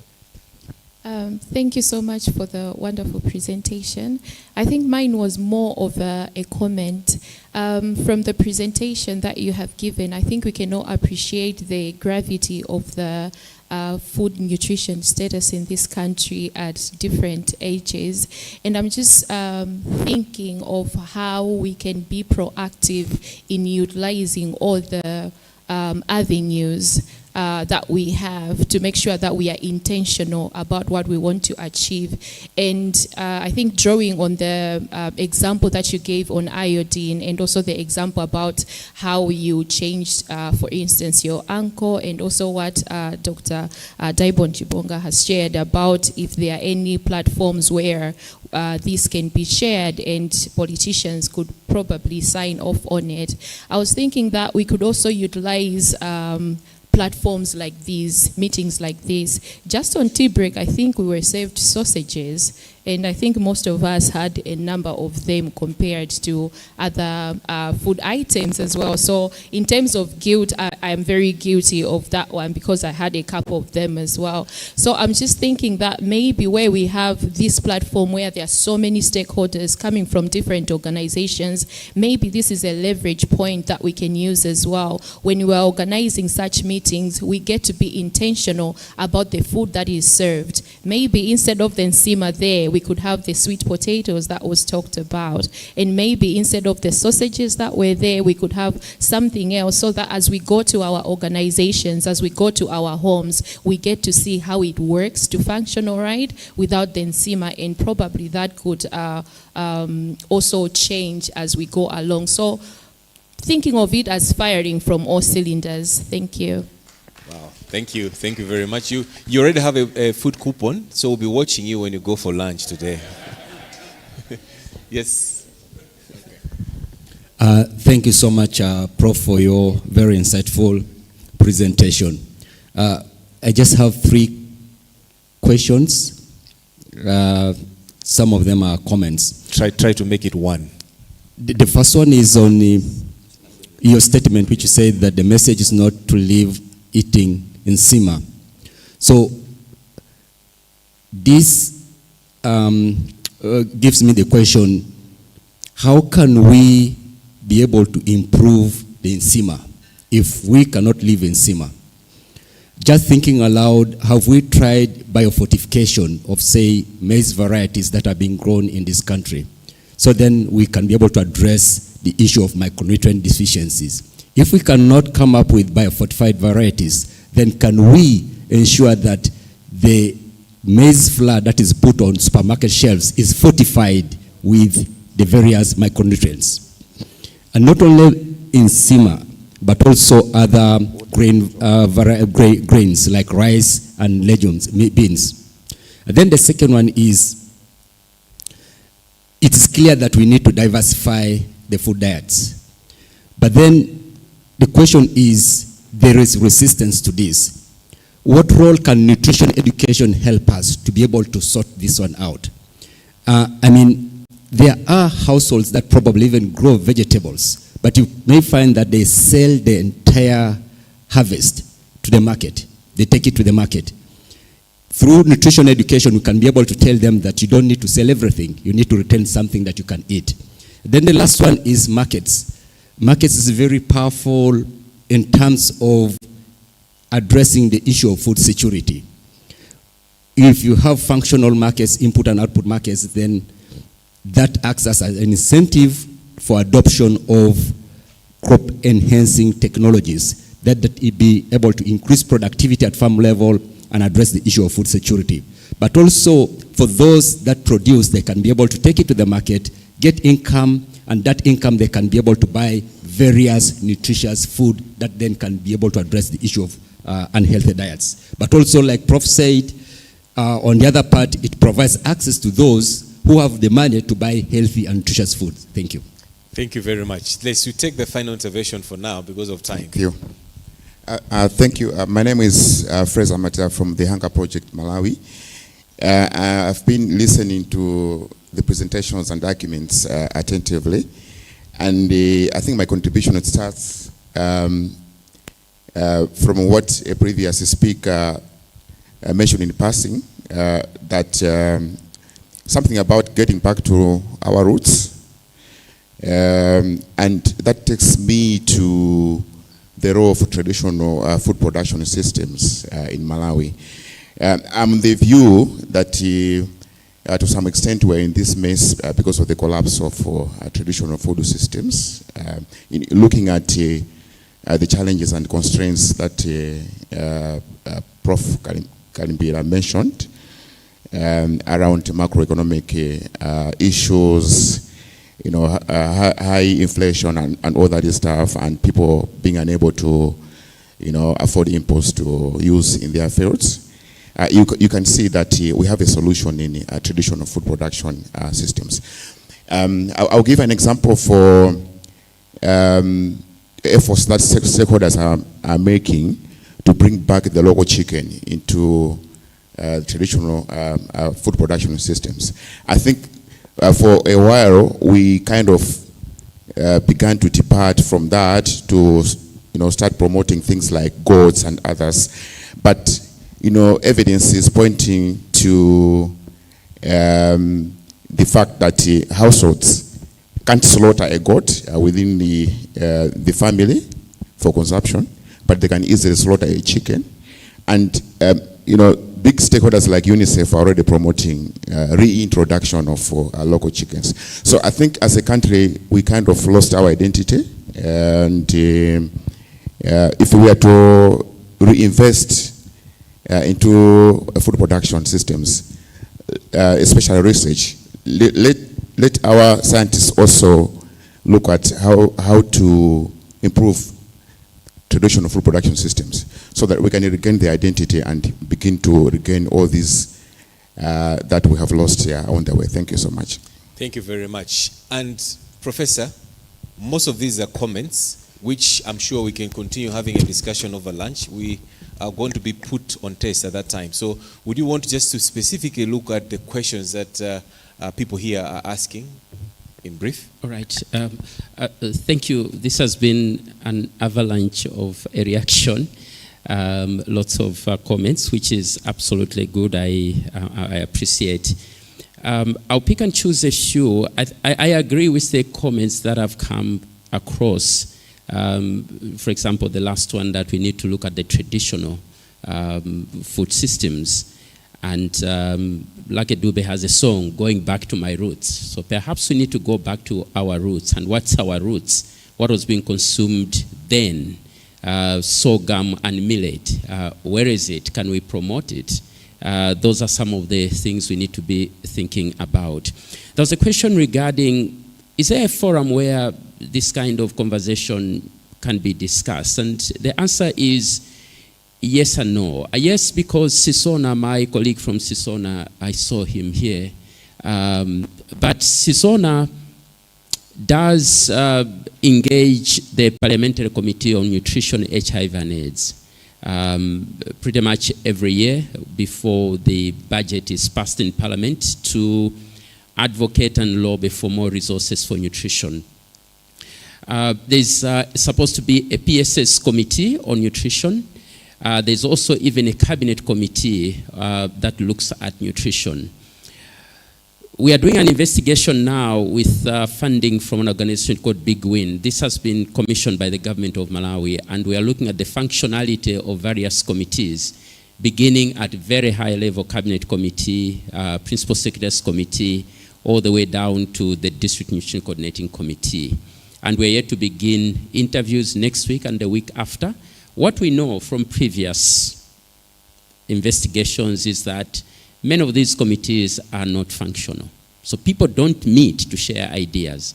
And that's why I was saying yes and no, because the no is there's no forum where CISANET, if they wanted, for example, to engage ministers responsible for this in their committees, they don't meet. If they don't meet, there's no place to engage. So my opinion is that we need more forums for engagement, but not just public like this, but I'm also looking forward to a time when there can be small kinds of meetings where key decision makers, they are gathered to listen to the story and put the entire story front and center and say, by not doing the right things, this is the nation we are creating, which is departing from our collective vision moving forward. So that's what I'm looking forward to. Otherwise, we have made these similar presentations, even where the president is. When there was launch of Eat Well to Live Well, I spoke at that event. I've spoken in 2018 at the launch of Malawi nutrition policy when former First Lady was the guest of honor. And so they have been high profile, but perhaps they end there. I think we behave the way we behave when we go to church, listen to a wonderful preacher, and then walk out at the door and go back to what we are comfortable with. That's how I see our behavior. Soil health, absolutely. They're thinking around One Health now. That think, where does the food come from? From the soil. If you don't fix the soil, look, the map that I showed you about selenium deficiency, where some places were blue, most of the country was red, it's about the soil. It's about the soil because the plants that grow there, they are the ones that actually extract the nutrients. And so we cannot make advancement. One of the components of the agri-food systems is fixing systems that support production. And no one is going to produce anything agriculturally in this country without paying attention to the soil. And because we have not paid attention to the soil, the tonnage of soil that's being washed away every year is unbelievable. It's enormous. What does that do? It takes us into a precarious situation where the only way to fix it in our minds is inorganic fertilizers. And so we need to have to return to the basics, demonstrate what works. And you know, there are times when you wish people saw it. It's, no, let me not get in that path. But the point, there are times when you have a child who doesn't listen at home, you set them free and say, go and meet it, and you return to us. If you listen to Reverend Kambiri, sometimes he gets to that extent and say, uzione, ndio ukaziona ubwera. You don't want a nation to reach that stage of kuziona. We have seen it many times before. But I think we always forget when a good year comes, we forget everything that we started to do right. So whenever we're going to have bumper yields, trust me, we're going to forget that there are times when we get a difficult year. There was a question, I need to respond to this one, about Machinga Mangochi having 78% multidimensional poverty. What are the issues? Well, the report by NSO uses, National Statistical Office, uses existing data, and for this one they use the Integrated Household Survey number 5, and they have listed a whole list of factors that they plug in their formulas. For example, the presence of a child who is undernourished in a house, that is considered to be that household is poor on that level of nutrition. A household that's not have access to water that is clean and safe is poor in that area. So there are left several issues. The issues Mangochi and Machinga have the highest deficiency in many of the factors that are plugged into the formula. I did mention the issue of population to say that's one of the factors we need to be thinking about because the resources are really very limited.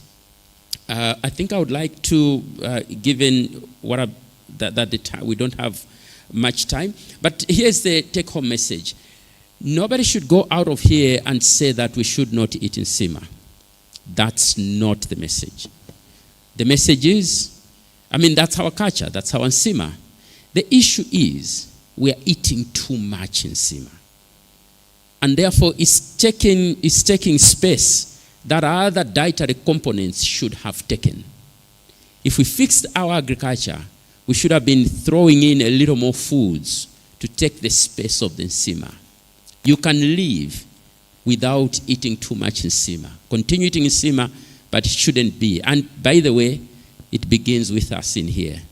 We shouldn't expect other people to change when we are not changing. Michael Jackson has that song, look in the mirror. If you want change, take a mirror, look at it. The person you see in the mirror is the first person that needs to change. Thank you very much. Thank you very much. A round of applause for Dr.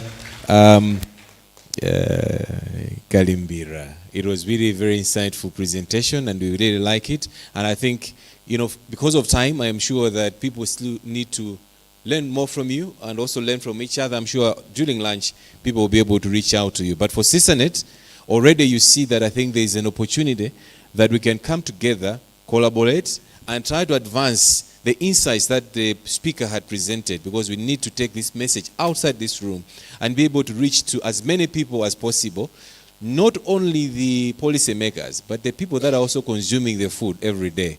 That's why even engaging and working with the media is also important, because they can really help us to disseminate information in a better way to the people. But change begins with us, and it starts today. So we're not sure whether there's going to be too much in Sima, but we'll try to moderate how we're going to eat it. So we've been requested by the hotel that this place today is really busy, but they want to give us a priority that we go and have our lunch at 12. That means we might adjust our program that instead of finishing at 12, we might either take a little break for lunch. If there's a need, we might come for an extra hour. We finish what we want to do. But because there are only 2 presentations, I would allow the next presenters to be cautious about time, because this is almost 12:30. So 15 minutes for each, including presentation and then plenary, and then we break for lunch. If we can manage that, then there's no need for us to come again. So allow me to invite from the Human Science Council a presentation on One Food Initiative, which is going to be facilitated by Dr. Vandudzai Mbanda. She's actually walking in front. I'm really happy that she's not bringing a laptop. If she's bringing a notepad, it means it's going to be a very brief and good presentation. Over to you, Doctor. Thank you very much. Oh, so there's a presentation already. So sorry for that. Thank you very much.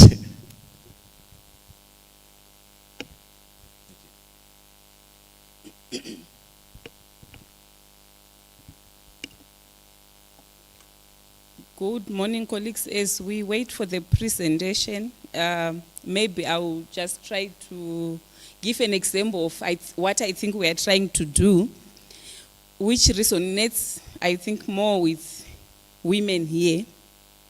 When you are growing up as a girl, everyone wants their face or skin to look nice. So you try. During my time when I was growing up, there were things like ponds. You try, you see, no, it's not working. You try face wash. Actually, my skin is sensitive, so I don't know all of them, right? You try the foundations and the powders until, if you are lucky, you find something that works for your skin. I think that's what we are trying to do here with trying to transform food systems so that they work. So that's why there are so many of us with many ideas. We are trying to make them work, and hopefully we will find a solution as we are trying. As the ladies, as they are growing up, most of them do find what works for their skin.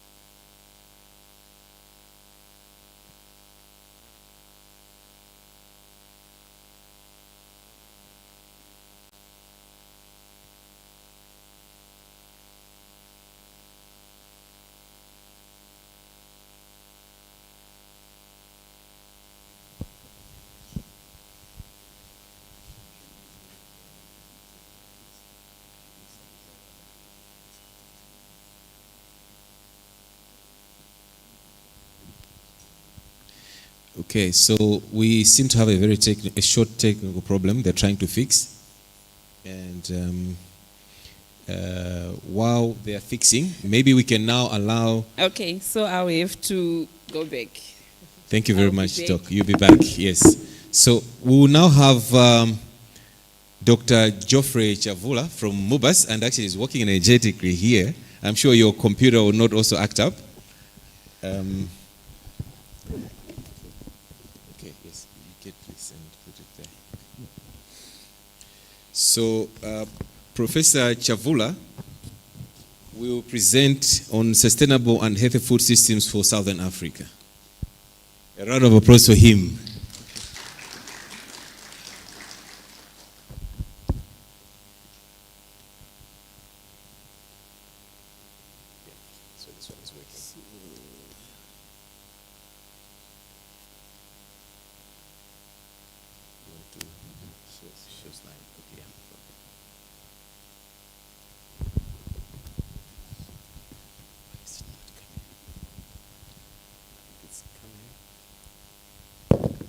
Please, technical people, help us to have it beamed here.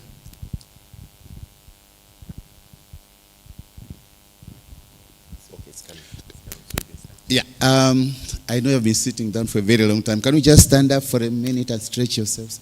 I know I'm eating into my sister's time.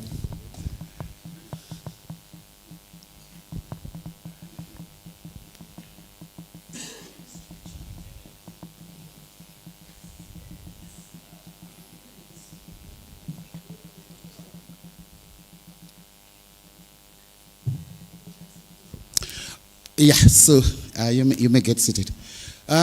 What I would try to do here is to quickly go through some of the issues that we discussed last time. It's a continuation from what Professor Mabawudi talked about last time.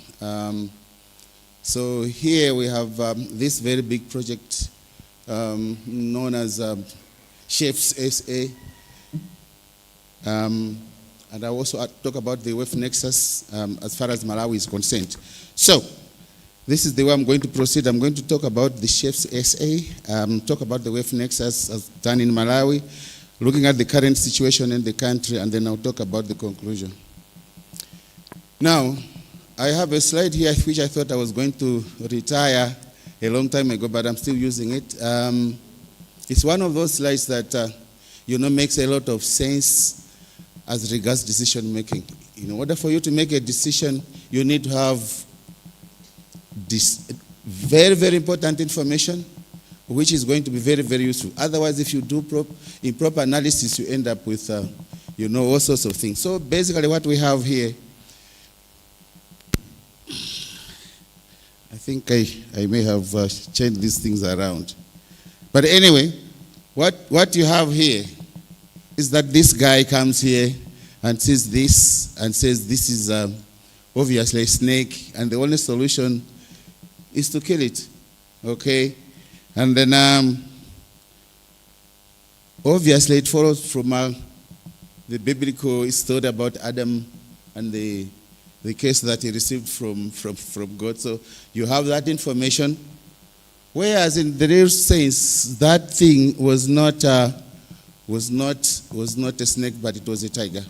So you really need proper information in order for you to come up with a proper solution to problems. So this particular project that we are doing or undertaking, basically, the main thrust of this particular project is provide information for policy making. Now, this is a consortium of these following institutions, so London School of Tropical Medicine in the UK, and then we have KwaZulu-Natal University in the US, RS in South Africa, and then we have MUBAS, and then we have Luana, plus the University of Zimbabwe. The good thing is the professor that came here to talk about his presentation is also a member of that big group. So basically we are looking at, building on the previous project, which was Chefs 1. But the principle is to provide the policymakers with very critical information for them to make proper decisions as far as policies are concerned. So our interest here is mostly in these nutritious foods and things like that. And then when we look at the vision, it's to ensure progress towards Southern Africa food systems and communities that are healthy and resilient to climate risks. The objectives, mainly there are 3 of them. So the first one is to provide actionable evidence for information decision making, and of course to identify very practical solutions for climate change and mitigation.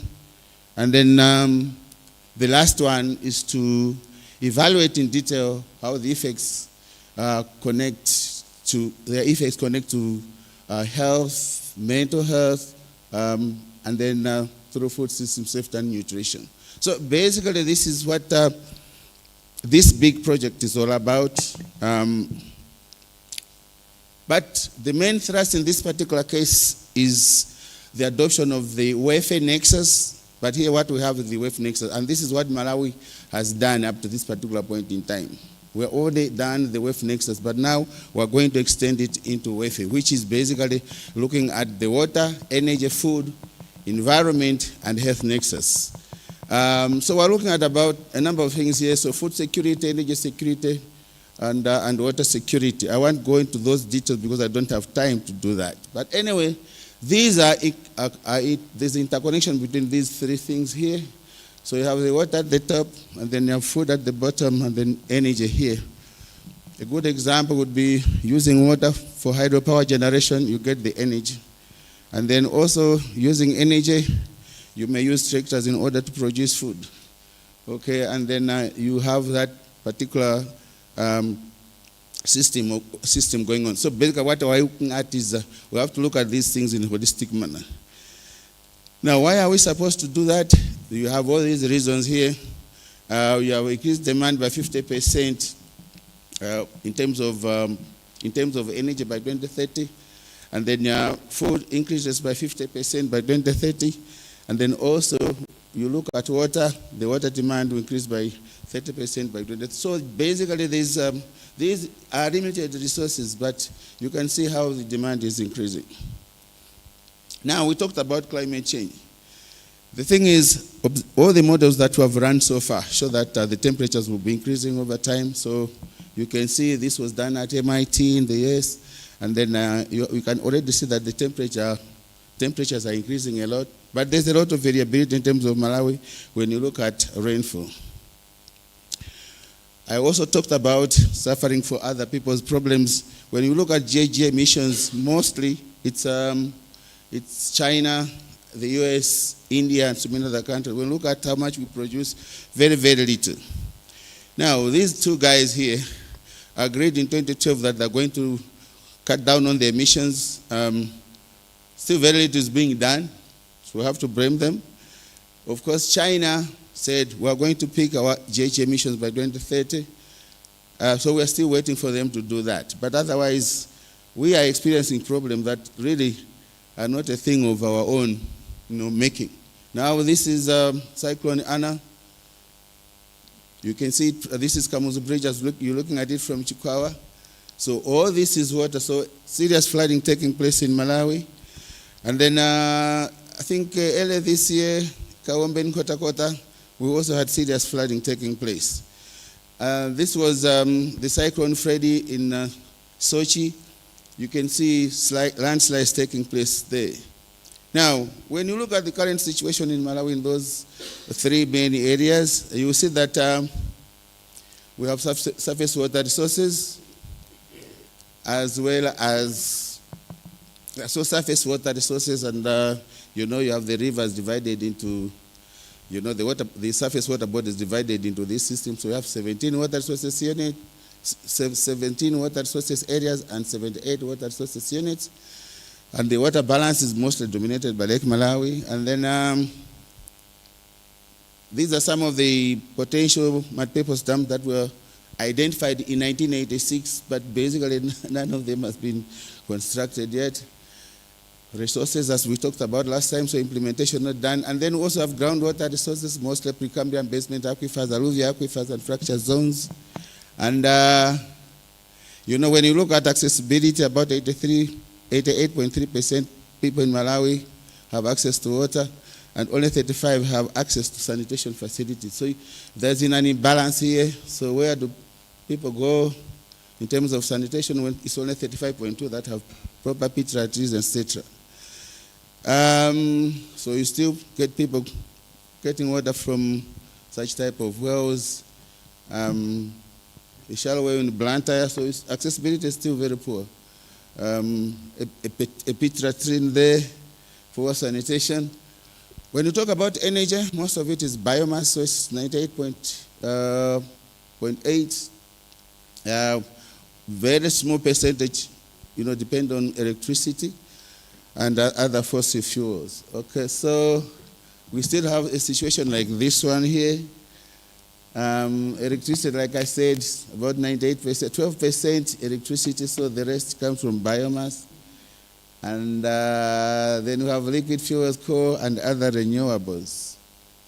Now, in terms of food and agriculture, so we're looking at 80% of export earnings coming from there, GDP 36%, and most of our agriculture is based on rain-fed systems, and those depend on the intertropical convergence zone, the Zaire area boundary, and cyclones. And then we also have serious droughts in the country caused by the ENSO, or El Niño Southern Oscillation Phenomena, and the Indian Ocean Dipole. Now, when you look at Malawian food diets, we are looking at 6, but those of us who were born way back, you will recall that in the past we only had 3 food systems. So we had proteins, the vitamins, and then the other one was carbs. Okay, but now this has extended to 6 groups. So if we are going to have a nutritious food, it must have vegetables, it must have these other components. Yeah, so this would be a very typical Malawian food, but we need something like this. Yeah, not just 3. There it is just 3. Three things there. Okay. These are some of the important things that are critical for WEF Nexus. You create partnerships. There's a better institutional focus, outputs, and then obviously you leverage on the opportunities that arise from, your proper collaboration. Now, we also looked at a case study for Malawi, which was the Shire River Basin. Now, moved from the Shire River Basin Management Program to Malawi Watershed Services Improvement Services Project. So, looking at the background and then the case study and then the conclusions. So, serious problems in the Shire River Basin, Shire Basin would be deforestation, heavy sedimentation. It was then the Kamuzu barrage there was also a problem. We did this before the rehabilitation was completed. And then obviously looking at severe flooding, pollution, and so many other things. And then a good example about deforestation is the image that I have on the board. You can see this was 1973 and this is 2010. The green is vegetation. So this is Lake Malombe. You can see how much deforestation has taken place from 1973 to 2010. Now this is 2024. What is the situation like? So a lot of problems here. We are also complaining about lake level rise. A study was done in 1982 by No Plan. They predicted that would have the lowest lake levels in 2018, but we had them in 2017. This is the time when we had very low flows, a lot of blackout in the load shedding in the country. Now the lake is rebounding, and this year people are complaining about, residences along the shores of Lake Malawi being taken over by the lake. Okay, but look at the situation. What the situation is going to be in future. So if these lake levels keep on rising, then we have a lot of problems. I drove past Liwonde last time at the barrage. The water level is still very high. So this year we have La Nina. We have La Nina this year, so there will be a lot of flooding taking place. What are we doing about that? Of course, there were so many things that we are looking at the Shire River Basin Management Program in terms of coming up with a plan, catchment management, etc. But I don't think that is important. That was the diagram that we used for the management of the project. These are some of the advantages of following the WEF nexus. Of course, proper coordination, you create enabling policy, etc. One of them is innovation. You remember there was a time when we had we had a serious fuel shortage in the country.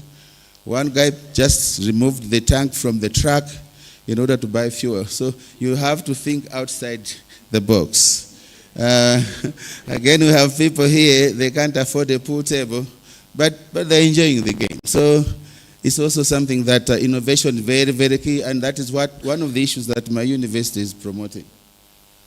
Now, the other thing that we're also looking at is, of course, we talked about political, sustenance of political will. That is also very, very key. But what I wanted to add on now is that we are supposed to add, in addition to the water, energy, and food, we're supposed to add in environment and health. When you look at the environmental problems in Malawi, they're divided into 9 categories. So you have soil erosion, deforestation, water resources degradation and depletion, threat to fish resources, threat to biodiversity, human habitat degradation, high population growth, air pollution, and then we have climate change. We look at the scenarios, the key drivers of environmental problems in Malawi, basically economics and the politics. Yeah, so these are the scenarios that we created and produced this report in 2010. It's 2010. So you can see that if Malawi has positive economic development and then the environment is also in good shape, then what we are going to get is a scenario where everything is well. So you have a cow here, you get milk from it for nutrition, and you can use dung for fertilizer. But where in a situation where you have negative economic development, and then also, poor governance, you have the worst scenario is this one. We call it wafa wafa. Yeah, so where everybody just cares about themselves. So that is very key about the health sector, the environment sector. In the health sector, we produce the Health NAPA, or National Adaptation Programs of Action for Health, and the key diseases that we came up with are these 3 that are here. So malaria, diarrheal diseases, and malnutrition. So all these issues are covered under that document. Now, since this project has just started now, we'll be we'll be convening a national workshop for Malawians, stakeholders, to look at this welfare nexus issue. So for those of you that are interested to participate in that workshop that we're planning to organize, please sign up at the reception desk so that we have your details, and then we can send our invitation to you guys. I added a map here about climate change issues. These are some of the studies that we have done for the country. So at least we know that certain areas are prone to drying, others are, very vulnerable. And these are similar studies that have been done for Malawi and other countries. But you can generally see that the southern part of the country will basically be dry, as well as high temperatures and basically very dry. And these are some of the problems that we might get as a result of climate change in terms of health. So respiratory diseases, waterborne diseases, etc. I think I'll stop there for now, unless people have questions. Thank you. Thank you very much, Professor. Thank you very much. So we'll allow you to take your seat now while people are preparing some few questions for you. Now, I've been told that the presentation that was stuck is now fixed. So, Doctor, would you come in front and quickly make your presentation? We are running short of time, but I'm sure you'll be able to make your presentation so quick. Another round of applause for Dr. Vodu as he comes.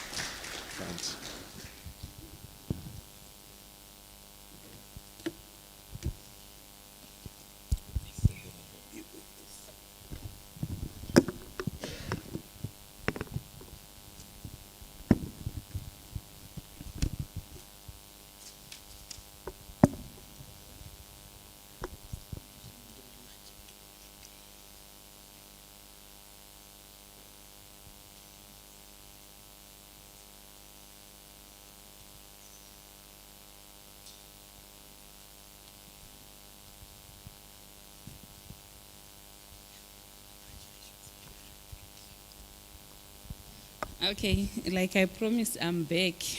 This is a presentation on the One Food initiative that the HSRC is part of.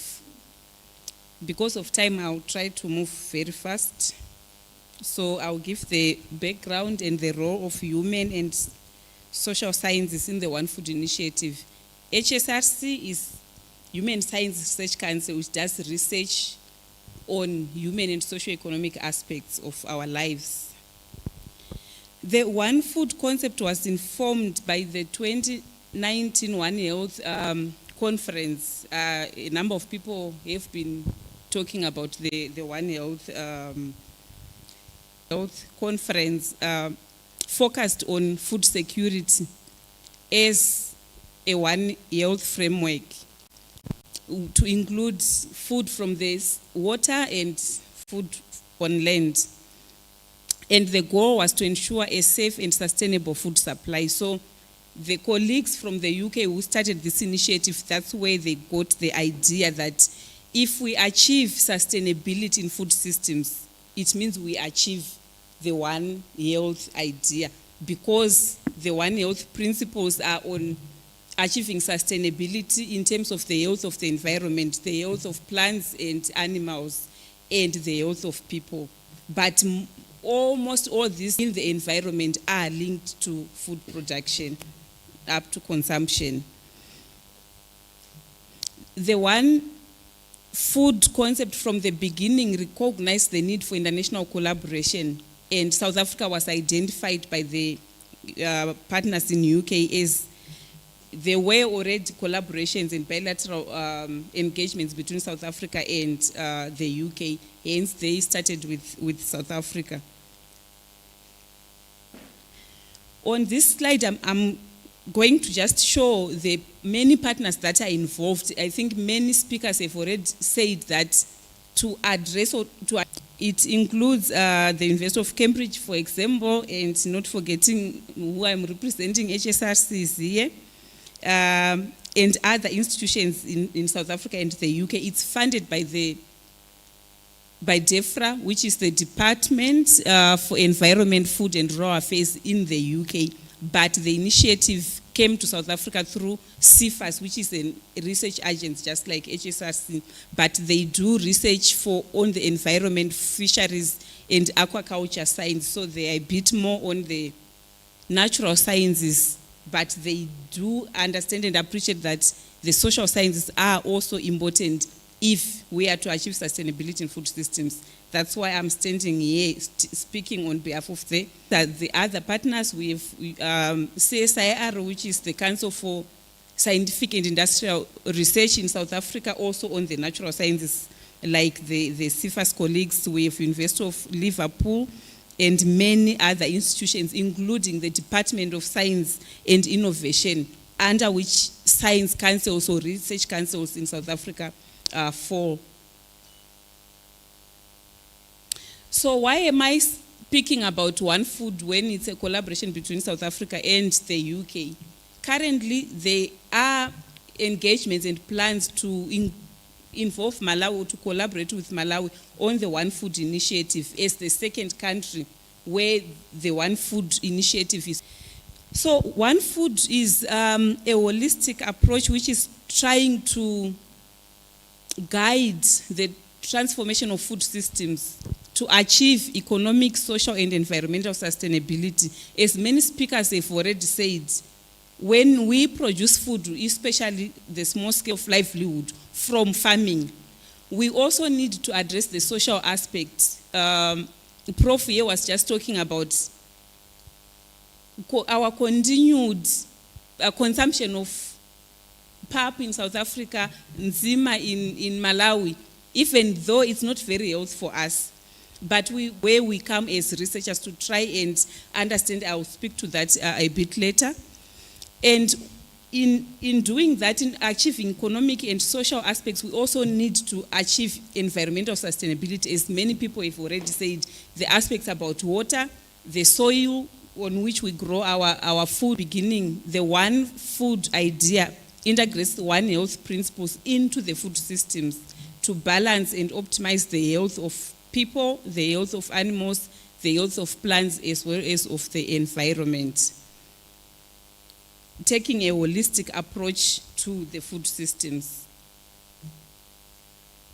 So the initiative aims to foster collaboration by breaking down food sectors or food system silos in achieving sustainability in the food systems. We many times working in silos, we usually fail to understand that, okay, when the food is produced, in order for us to benefit from it, there is need for even knowledge or conscientizing people that reduce your enzima, like Prof said, and put other things. So there is need for the health ministries or departments to come because they are the nutrition specialists. But there is also need for the departments or ministries of agriculture to come and ensure that in the first place, before even we talk about nutrition, the food is there.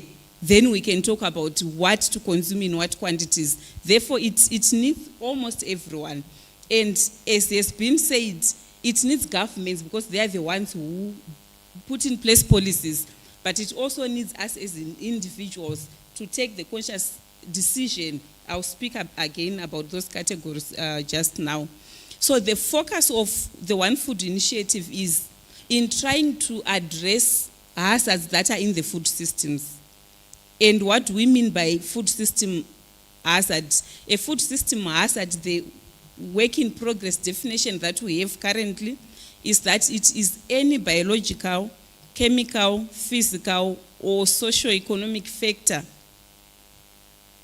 acting on food production, on food processing, and on distribution of food that prevents resources being turned into safely consumable food, or factors that are associated with food production that degrade the natural environment or contribute to climate change. So it kind of touches on everything, including the behaviors or actions of people, because normally the debates on hazards usually touch on the biological, physical, and chemical hazards. Many times we don't see our actions and behaviors as hazards to food systems, but actually they are hazards to food systems. So the HSRC joined this initiative to help integrate the social science issues into the One Food idea.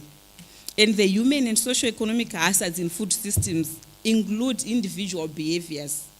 We continue to consume enzima even though it's not good for our health. What is driving our behavior? It's already a hazard on my health that I'm doing. There are also relational or associational behaviors. For example, when our governments, I'll give the example of Zimbabwe, the government sets the prices. There's grain marketing board which buys grain. It is the one which sets prices. The government sets prices for the inputs to farm again. So, those organizations or the government institutions which sit together and decide to set a certain price, what is driving their behavior if we want to achieve food security in our countries? Then we also have institutional governance factors, policy, that's where we go to policy. Now at a higher level, policy, whether at the country level or at the global level. So these are the hazards which maybe make it even worse for us to tackle the naturally happening hazards, the biological, the chemical, and the physical hazards. If we change our behaviors and the way we do and the policies that we put in place, do we think we will still suffer from these hazards, from the floods that the previous speaker talked about? Or if we can put in place measures as the people, maybe these hazards will not be affecting us that much. Maybe we will be able to make better decisions, because another hazard, maybe as an individual, could be driven by lack of knowledge. Does everyone know that if I continue to eat enzima in these quantities, it will affect my health? That's the individual. But at a higher level, do they have options? Are the institutions making it possible for people to have those options to say, let me put other varieties in my diet in order to have a a healthy life. So it's a combination. Continue to feed my children. This is at a family level. Food which is not good for their health. At the institutions as well, we are all bringing hazards from the people which affect the sustainability of food systems. So social sciences map human activities and relationships, focusing on behavioral, understand why we continue to behave in certain ways that we know will continue to hinder the sustainability of food systems. And actually these social hazards often cause significant hard to repair damage to food systems. So the social sciences lens on food systems hazards provides a nuanced and comprehensive and realistic characterization of food systems hazards. It captures the differences of hazards within socio-economic relationships, practices and structures, the contextual differences that we spoke about, the exports undergoing standards, but the food that we consume doesn't, right? But do we also consider the contextual realities? Why do I go and buy from someone on the street? Understand what drives the behavior of people in doing things, because it's not always that there's lack of knowledge. Sometimes I know, but it's because of the context or the cultural and social relations that we have. Because I know the person, and if I visit them, I eat their food, so there's nothing that stops me to eat their food when they are selling on the street. So I think all that needs to be understood. The examples of social hazards include social conflict, for example. I think currently one good example is what is happening in the Middle East. There's a lot of malnutrition now going on because of the conflict, and how long is it going to take for the children and people in Palestine to go back to a healthy kind of supply of food?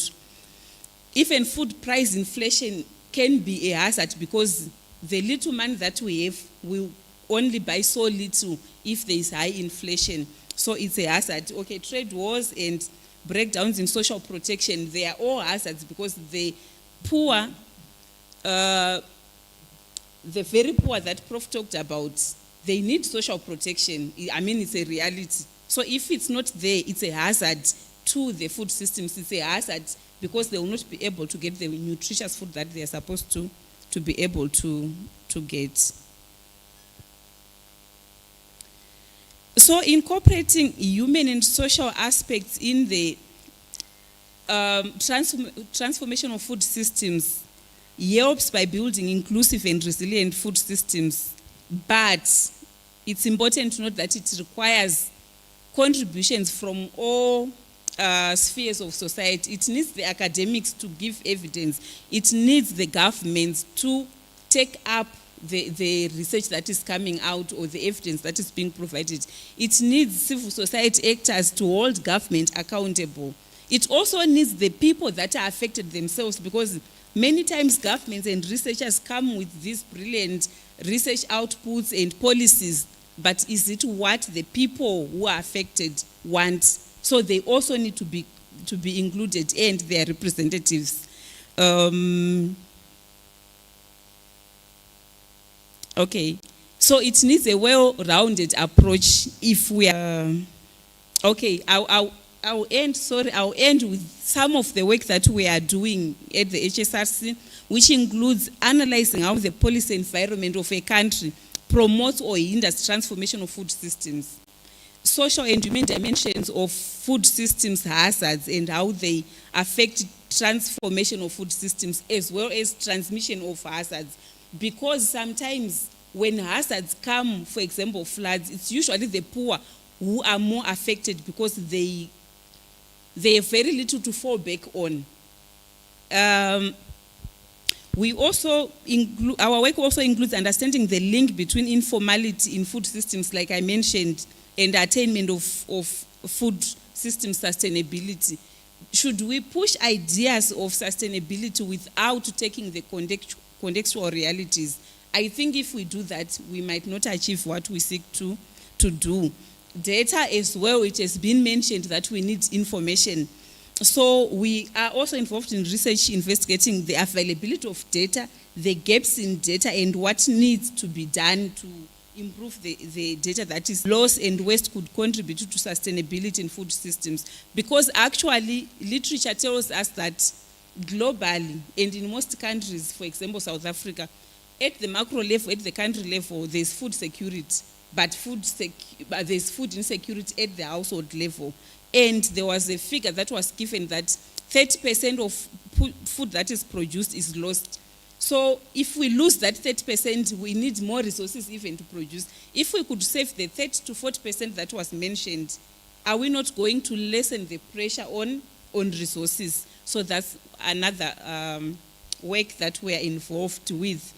And as I thank you for listening to me, we are researchers, like I said, please contact us or any of the HSRC colleagues. Thank you.